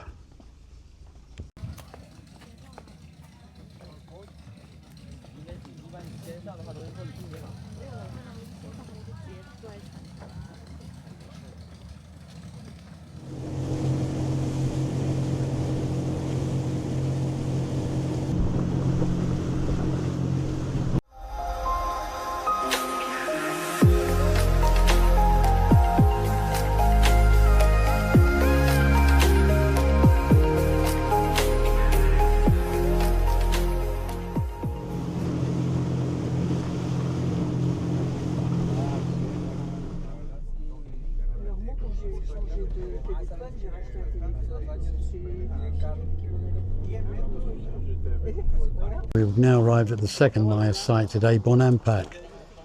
This area is strictly controlled by the Lacandon people who live in this area. They rightly consider themselves to be the guardians of the forest, and you're not allowed to come here without their knowledge. And you have to take a taxi with them to the site.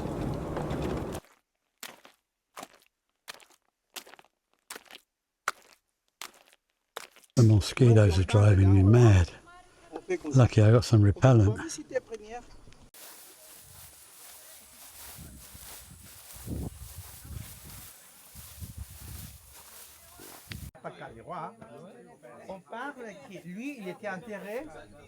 The Bonampak murals are one of the most vivid and dramatic windows into ancient Maya civilization.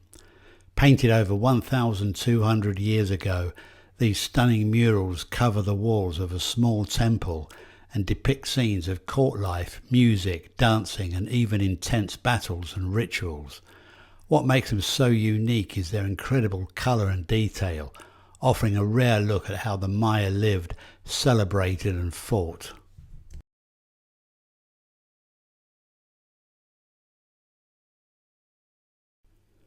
The murals at Bonampak are divided into 3 rooms, each telling a different part of a dramatic story. Room 1 shows the royal ceremony in full swing. You'll see nobles in elaborate costumes, musicians playing instruments, dancers performing, and even a baby being presented. Likely the heir to the throne, is a scene full of joy, ritual, and elite Maya culture. These rooms are very small and very difficult to film in, and I'll be the first to admit that I didn't capture everything.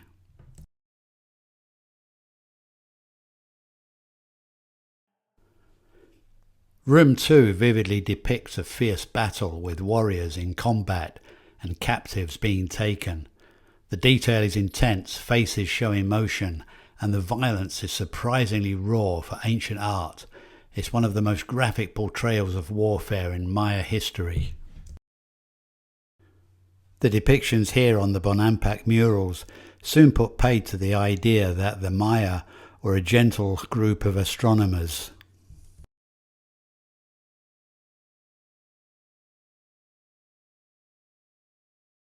The final room shows the consequences of the battle. Captives are shown being tortured or prepared for sacrifice, while victors display power and dominance. The murals also show bloodletting rituals by the nobility.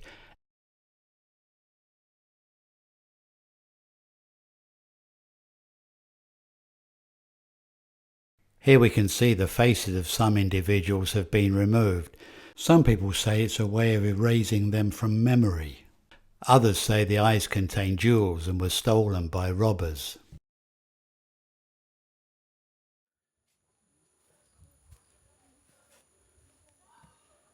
And that's the end of a long, tiring but very interesting day, and we make our way back to Palenque. Morning amigos, we are leaving Mexico today, at least for a short time, and heading to Flores in the Petén district of Guatemala.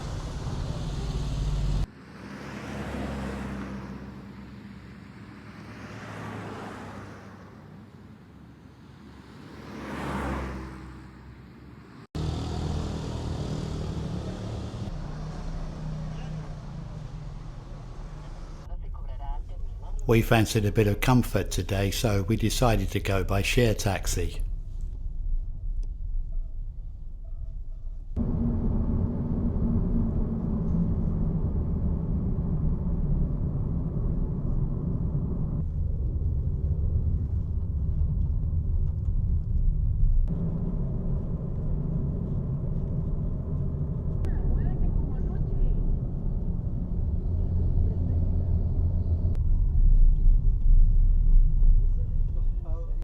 A slight delay here as we wait for the herdsmen and their cattle to pass.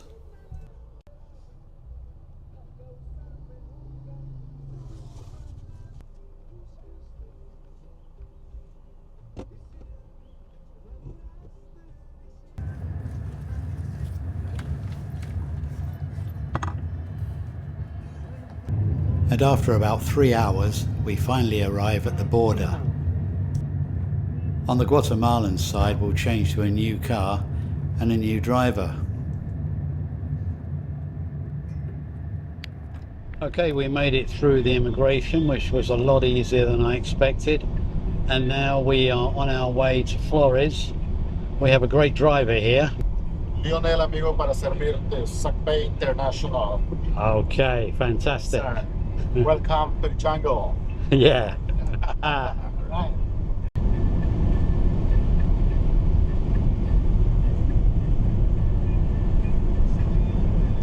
Chavacas. We've got two other passengers in the car behind us. Hola, What's your name? Paulina. Paulina? Paco, Paco, nice to meet you. From Ecuador? Ecuador. España. From Spain? Right, we've just arrived on the island of Flores. Looks Safe. very nice, yes. Very safe. Very safe. Good driver Okay. or not good driver? Oh, he's a great driver, this guy, yeah. Right. Come and check him out and book your trips with Right here. this guy, Lionel. Lionel Juarez, guys. He Yep. was for me, and people are gonna give you information. Okay, Thank you very much. thank you. Again, thank you for getting us here safely. Yep. You got it. Thanks very much.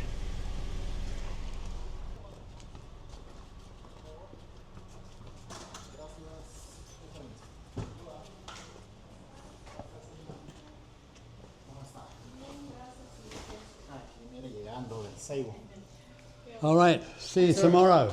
Thanks very much. Okay, fantastic. What a good bloke. Okay, see you tomorrow. Yeah, see you tomorrow. 45. Take All care. right. Bye-bye. Cheers. Diosito. Bye. Right, let's check out the view from the balcony.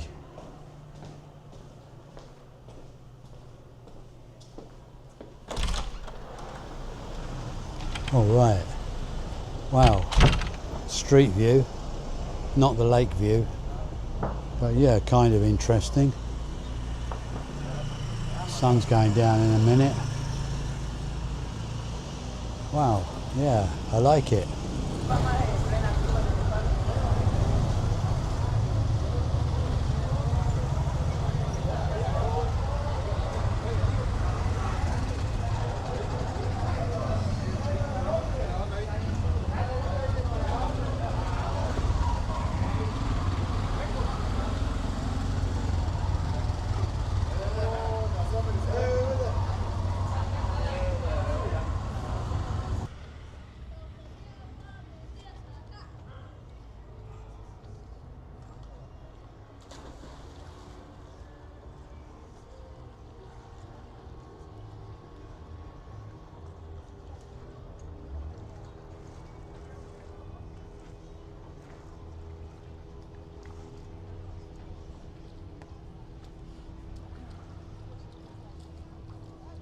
Remember me?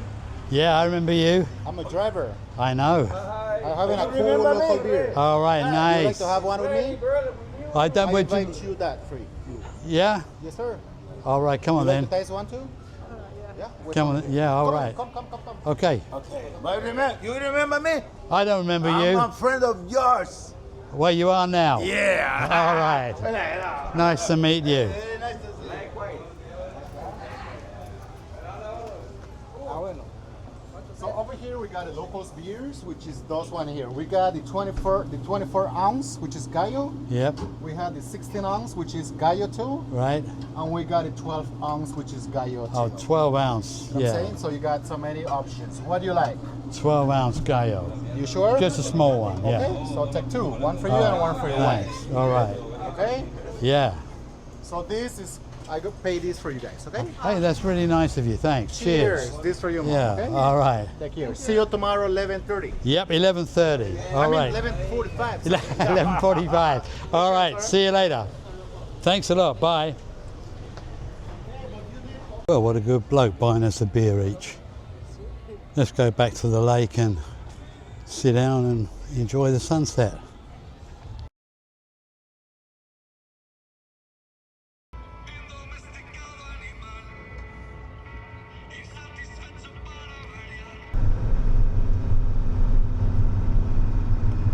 Today we're at Tikal, one of the most spectacular Mayan sites of this area.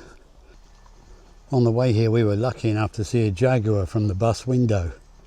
Amazing sight. No time to take a photo or a video though. Those things are pretty fast moving. But you know, pretty lucky.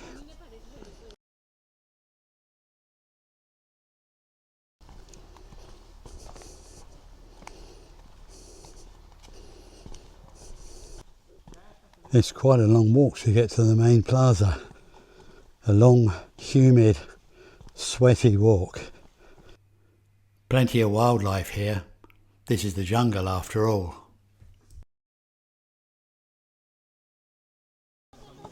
Well, here we are at the Grand Plaza. Sadly, the number of tourists kind of takes something away from the mystery of the place. But there you go. At its peak over a millennium ago, the Mayan city of Tikal was a bustling centre of politics, commerce and religion, dominating the regional lowlands. Its towering pyramids and sprawling plazas tell the story of a sophisticated civilization that once thrived deep in the heart of the Guatemalan jungle. Climbing up Temple 4 now in Tikal. They've got steps here now, makes it a lot easier. Last time I was here, in 1992, you basically had to crawl up here on your hands and knees.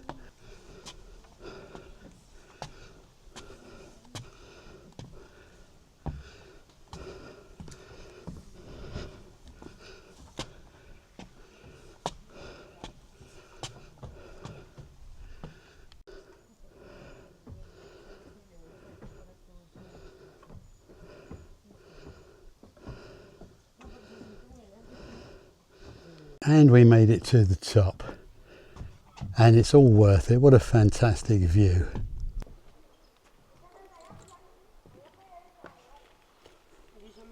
Absolutely incredible. What do you think of the view? Spectacular. Yeah, that's exactly what I think.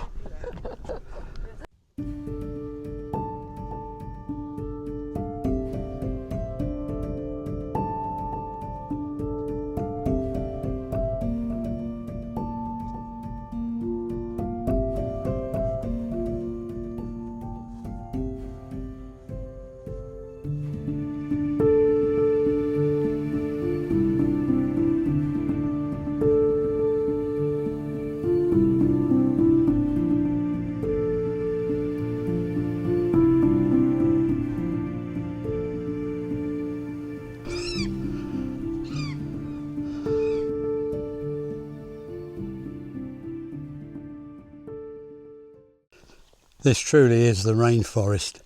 You can tell because it's just started to rain. Back here on Live Now from Fox, a late season tropical system swirling over the Caribbean Sea strengthened into Tropical Storm Sarah on Thursday. Forecasters fearing that it's going to unleash life-threatening and potentially catastrophic impacts in Central America. That includes flash flooding and mudslides, Been holed up here in the hotel in Flores for 2 days now, as we wait for Tropical Storm Sarah to subside. Whatever happens, we're going to be on our way tomorrow to Belize. Hopefully it's all going to be fine. We shall see.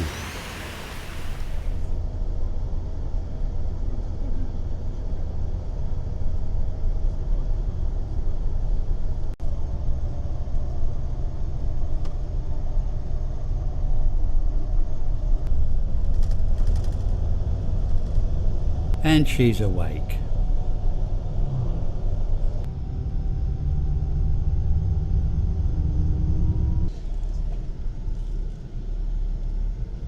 We have made it through the border and we are now in Belize, the only English-speaking country in Central America. A small country about the size of Wales with a distinct Caribbean vibe. Should be good. Well, we've had to abandon the bus due to the road being flooded. So we've decided to share a taxi with these two lovely people from Canada. Samantha and Doug from Alberta. So let's hope we get there.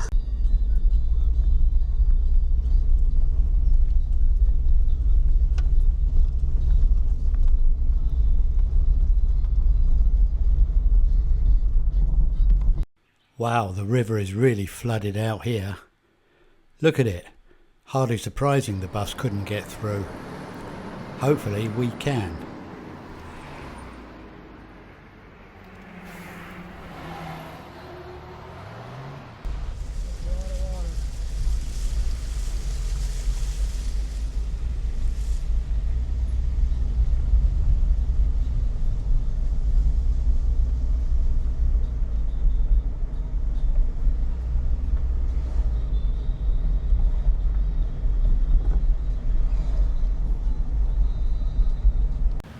Formerly known as British Honduras, Belize gained full independence from the UK on the 21st of September 1981.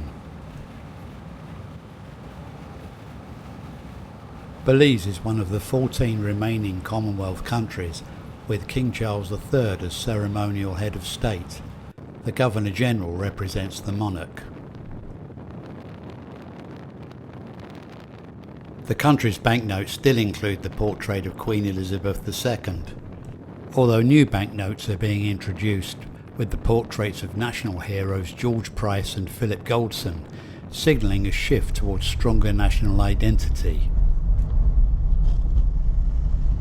Right, we've made it to Belize City, and from here we'll take the water taxi to Key Corker.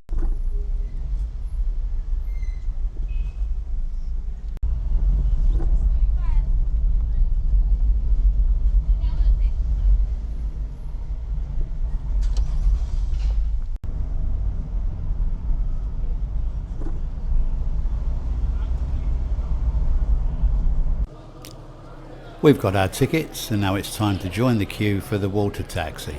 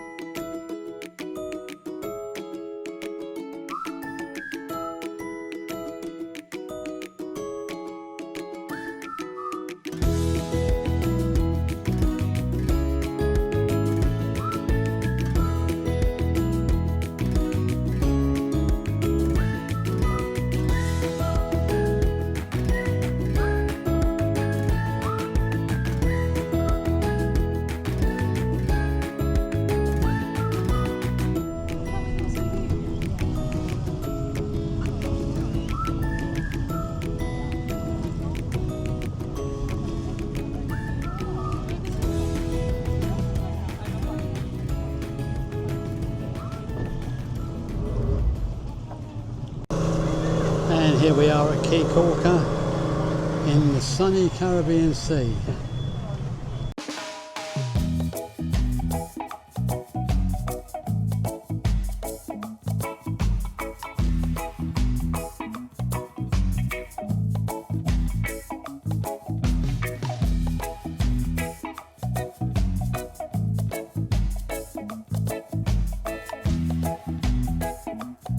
No cars on this island, just these golf cart things to get around on.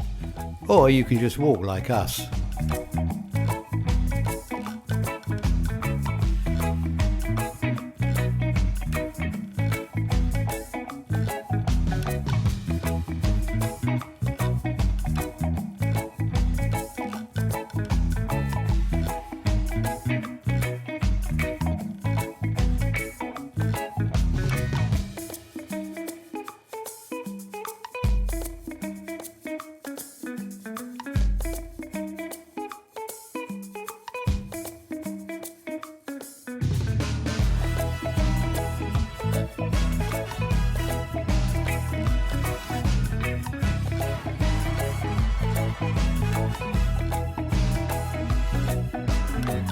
There's street barbecue in case you feel hungry.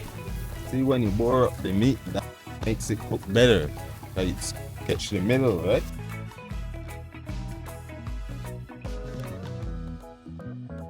But I'm feeling hungry already. Yeah, buddy. How about it?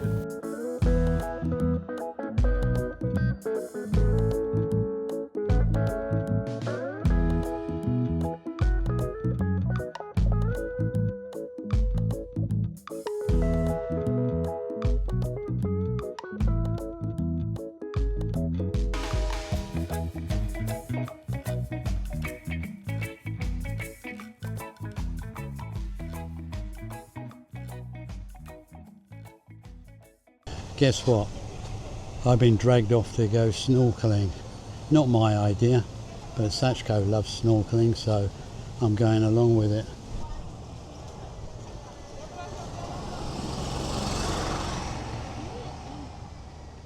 We're ready to go off on our snorkeling trip. These are our new Polish friends.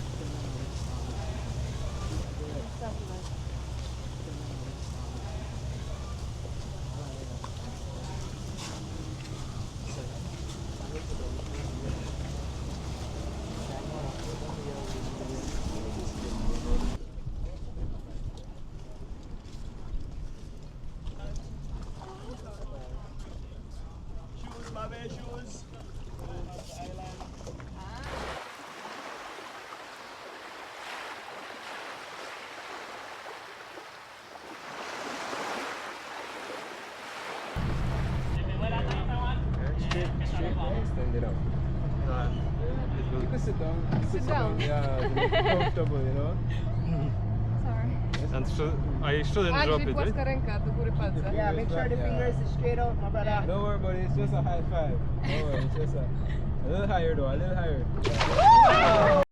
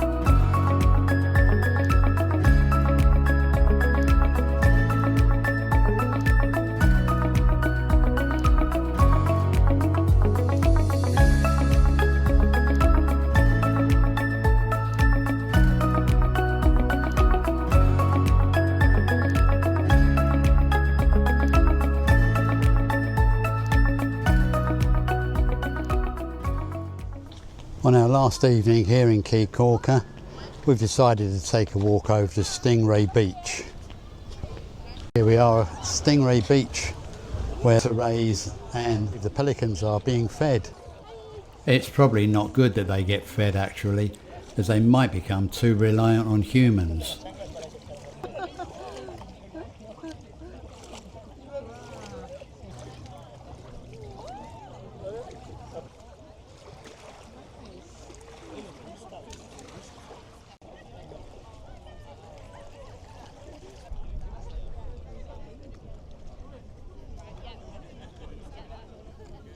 After all that, it was time for a cold beer and a lobster dinner before a slow walk back to the hotel.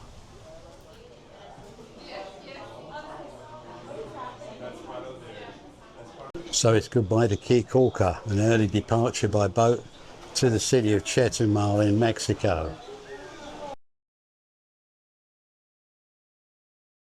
And then a short bus ride to the town of Bacalar, which is situated on the lagoon of the same name. Morning. Morning. Can you go to the next side for me, guys?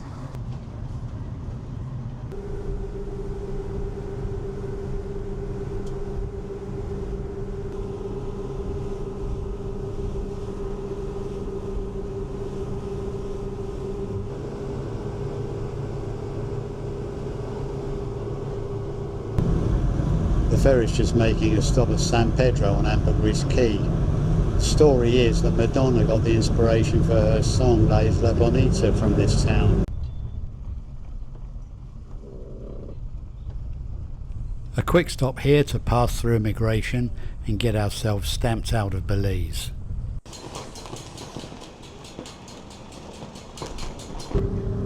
Right, that's Belize immigration all sorted, and we are on our way again.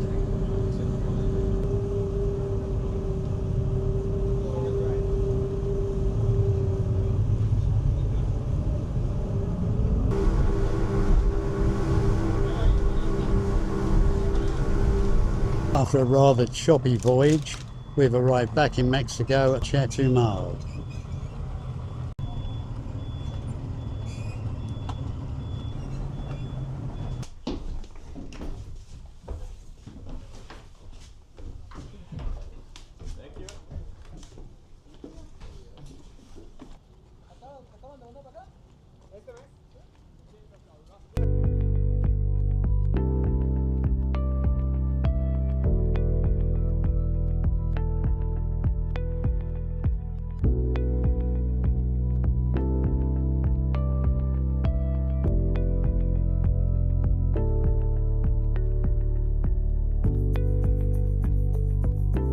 Unfortunately, due to the recent tropical storm, the area around the lagoon is somewhat flooded, but it still looks spectacular.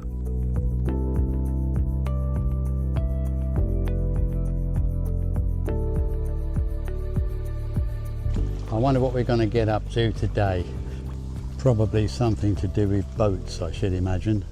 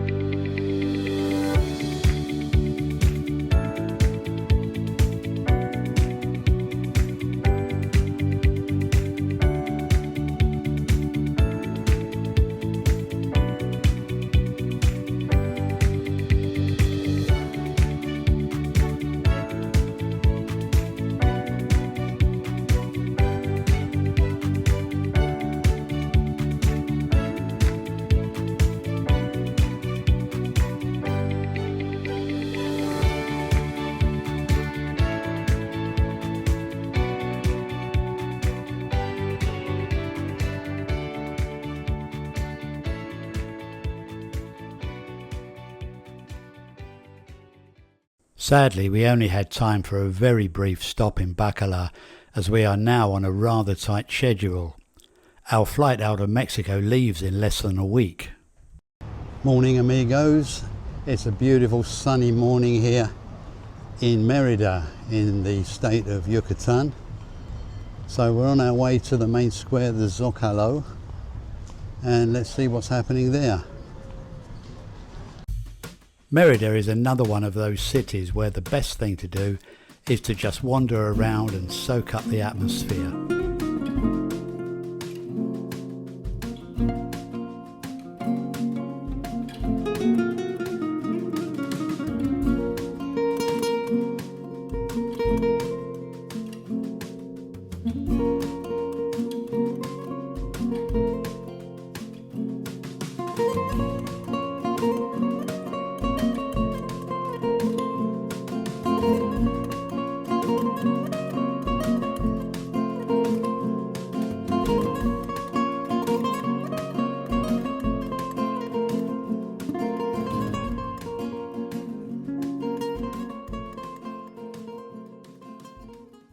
And here we are at the Zócalo, the center of every Mexican town and city. And today there's a Sunday market, much to Sachko's delight.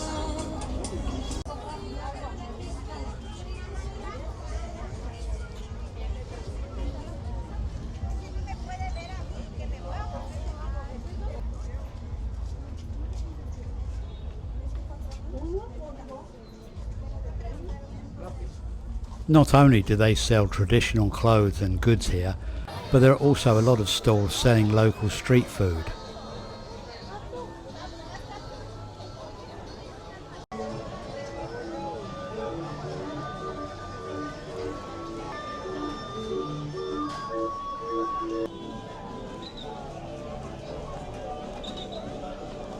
Sachiko has decided to try a marquesita, a traditional Yucatan snack which is rather like a crispy crepe, in this case filled with Edam cheese.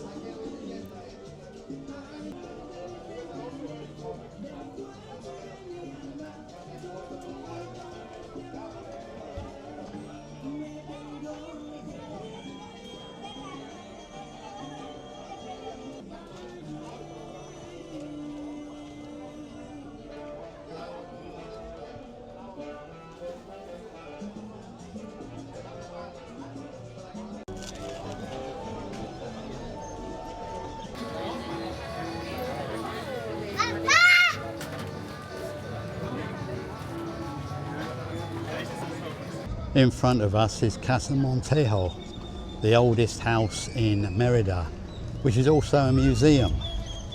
I think we'd better take a look inside.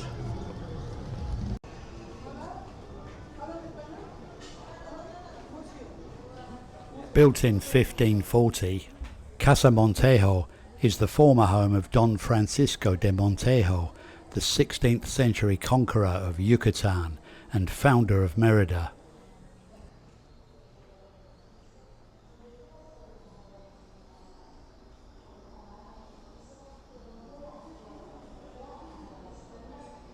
Surprisingly, I'm allowed to film in here. Very unusual for a museum here in Mexico.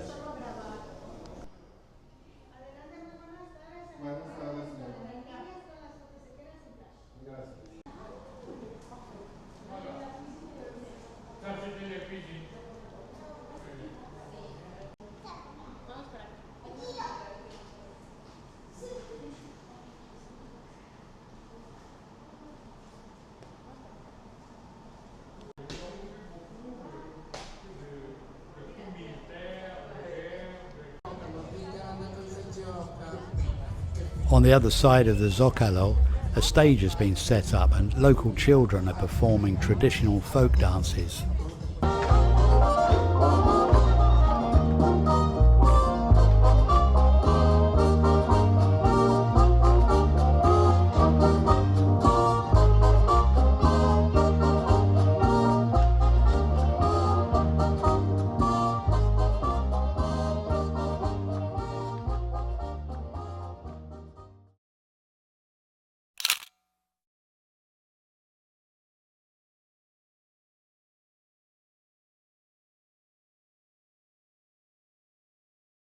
Today we find ourselves in the beautiful town of Valladolid.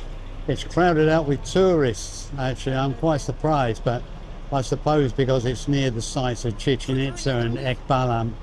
Sadly, my beloved sunglasses are broken and I'm not sure if I'll be able to find a new pair here, but we shall see.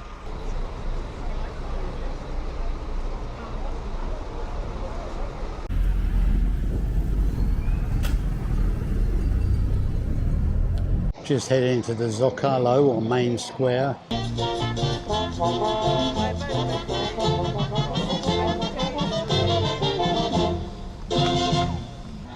There's always something going on in Mexico. The plan today is to take ourselves to Ekbalam, another ancient Mayan site.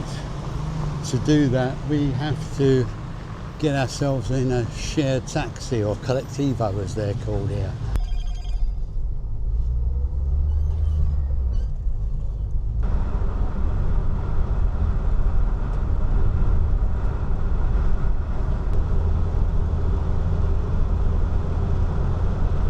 Okay, we have arrived at Ekbalam, one of the lesser known Mayan sites. The name Ekbalam means black jaguar in the ancient Mayan language. Once a thriving Maya city between 600 and 850 AD, Ekbalam is famous for its remarkably preserved stucco sculptures and its towering Acropolis pyramid, which has breathtaking jungle views from the top.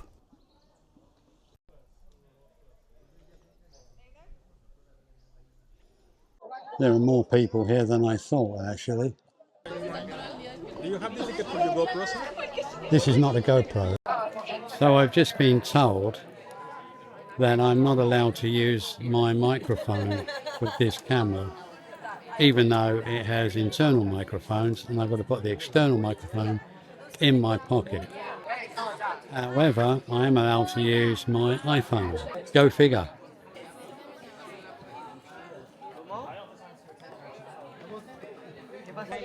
Well, that was a tough climb. And anyway, nobody's looking, so I put my microphone back on. What a view.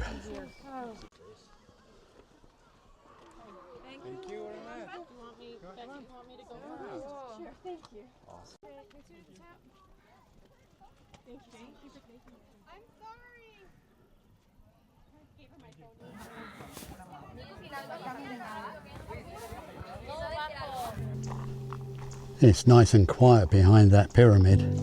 There's a path that goes right the way around the back of it.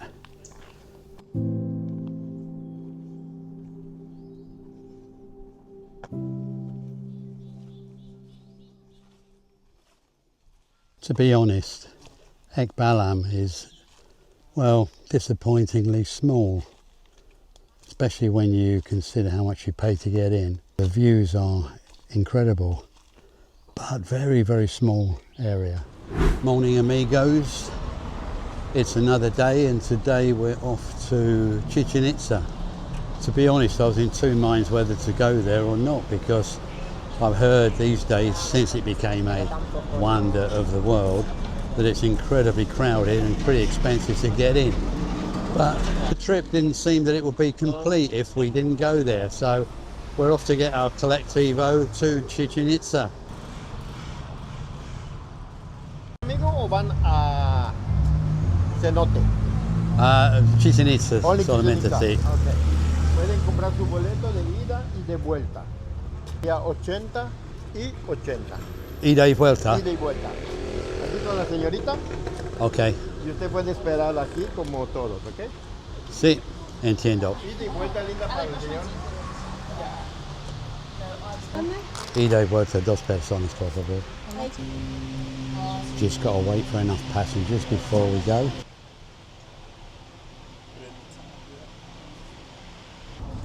And we're off.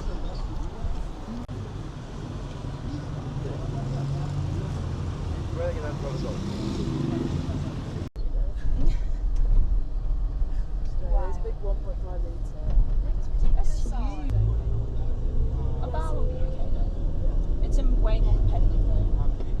Because there's just so many more cats.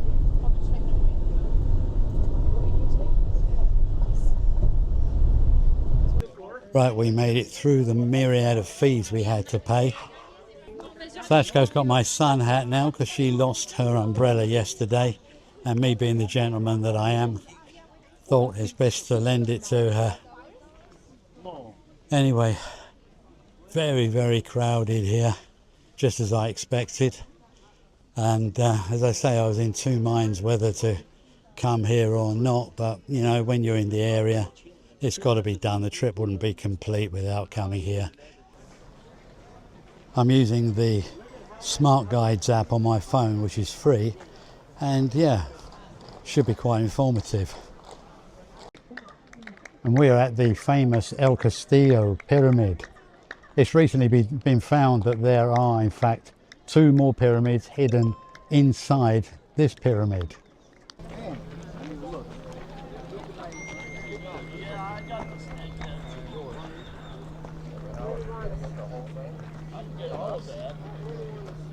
So you guys just stand right in the middle and pull out that sign a little bit. I got it. I got both snake heads.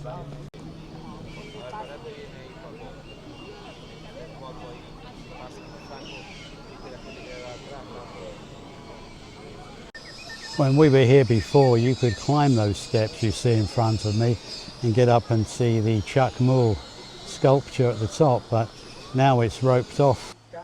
You can hear that noise behind me. Don't worry, that's not a jaguar. It's just these guys trying to sell this kind of whistle that makes a jaguar noise.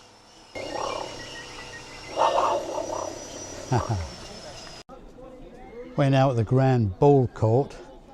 This is a place where the Mayans will play a game with a ball and try to throw it through these hoops on the side of the wall. A member of the winning team apparently will be sacrificed.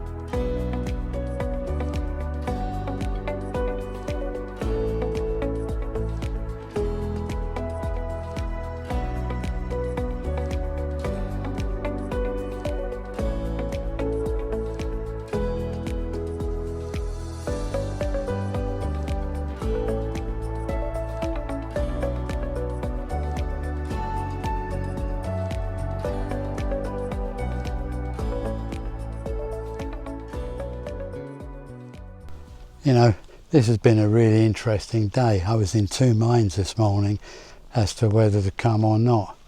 I'd heard it was crowded out with tourists, and yeah, there were a lot of tourists here, but the site is so big that you don't really notice. And the exit. I think I've done more than my 10,000 steps today.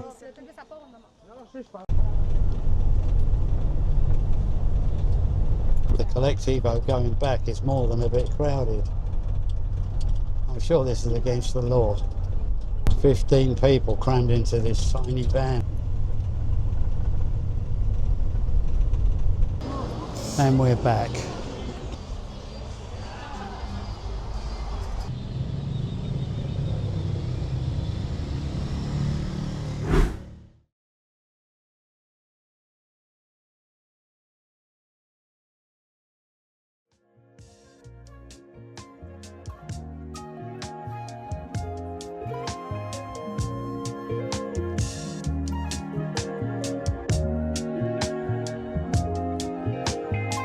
We've just arrived in Playa del Carmen. The air conditioning on the bus was terrible, we were freezing, but it's nice and warm out here.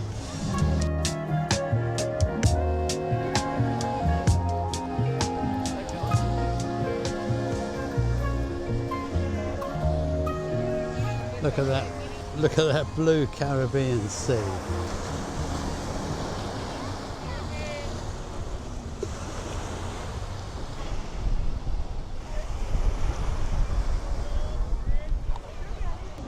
Well, this place is very touristy, very unlike the Mexico that I've come to know and love. Still, you know, it's not a bad place. The beach is nice.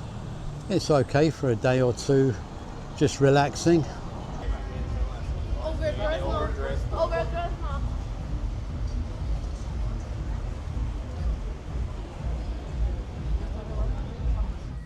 Well, amigos, it's our last day in Mexico, so we've decided to take a short trip before we leave down to the Blue Cenote.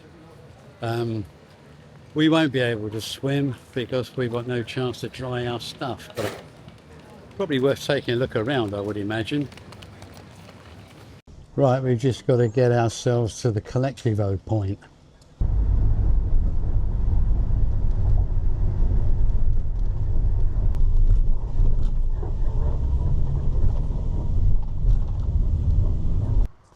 And we have arrived at Cenote Azul, otherwise known as the Blue Cenote in English. Let's check it out. It's a shame we couldn't bring our swimming stuff. It looks really great. The water's so clear.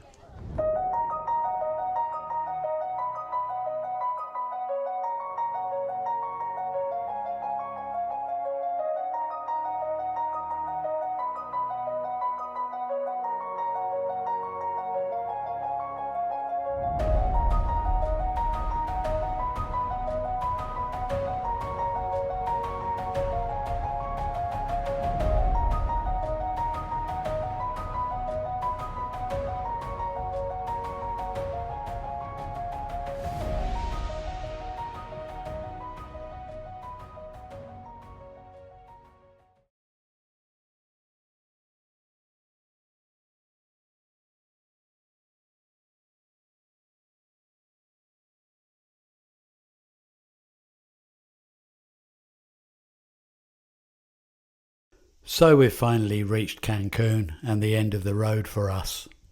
We won't be staying here very long. It's not really to our taste. It's over-touristed and overpriced. So we'll be here for one night and we're off to the airport tomorrow morning. Good morning. Got the backpack on, making our way to the airport terminal, and it's almost time to say goodbye to Mexico. Thank you, Mexico. It's been great. Hope to come back one of these days, but now we're off to our next destination.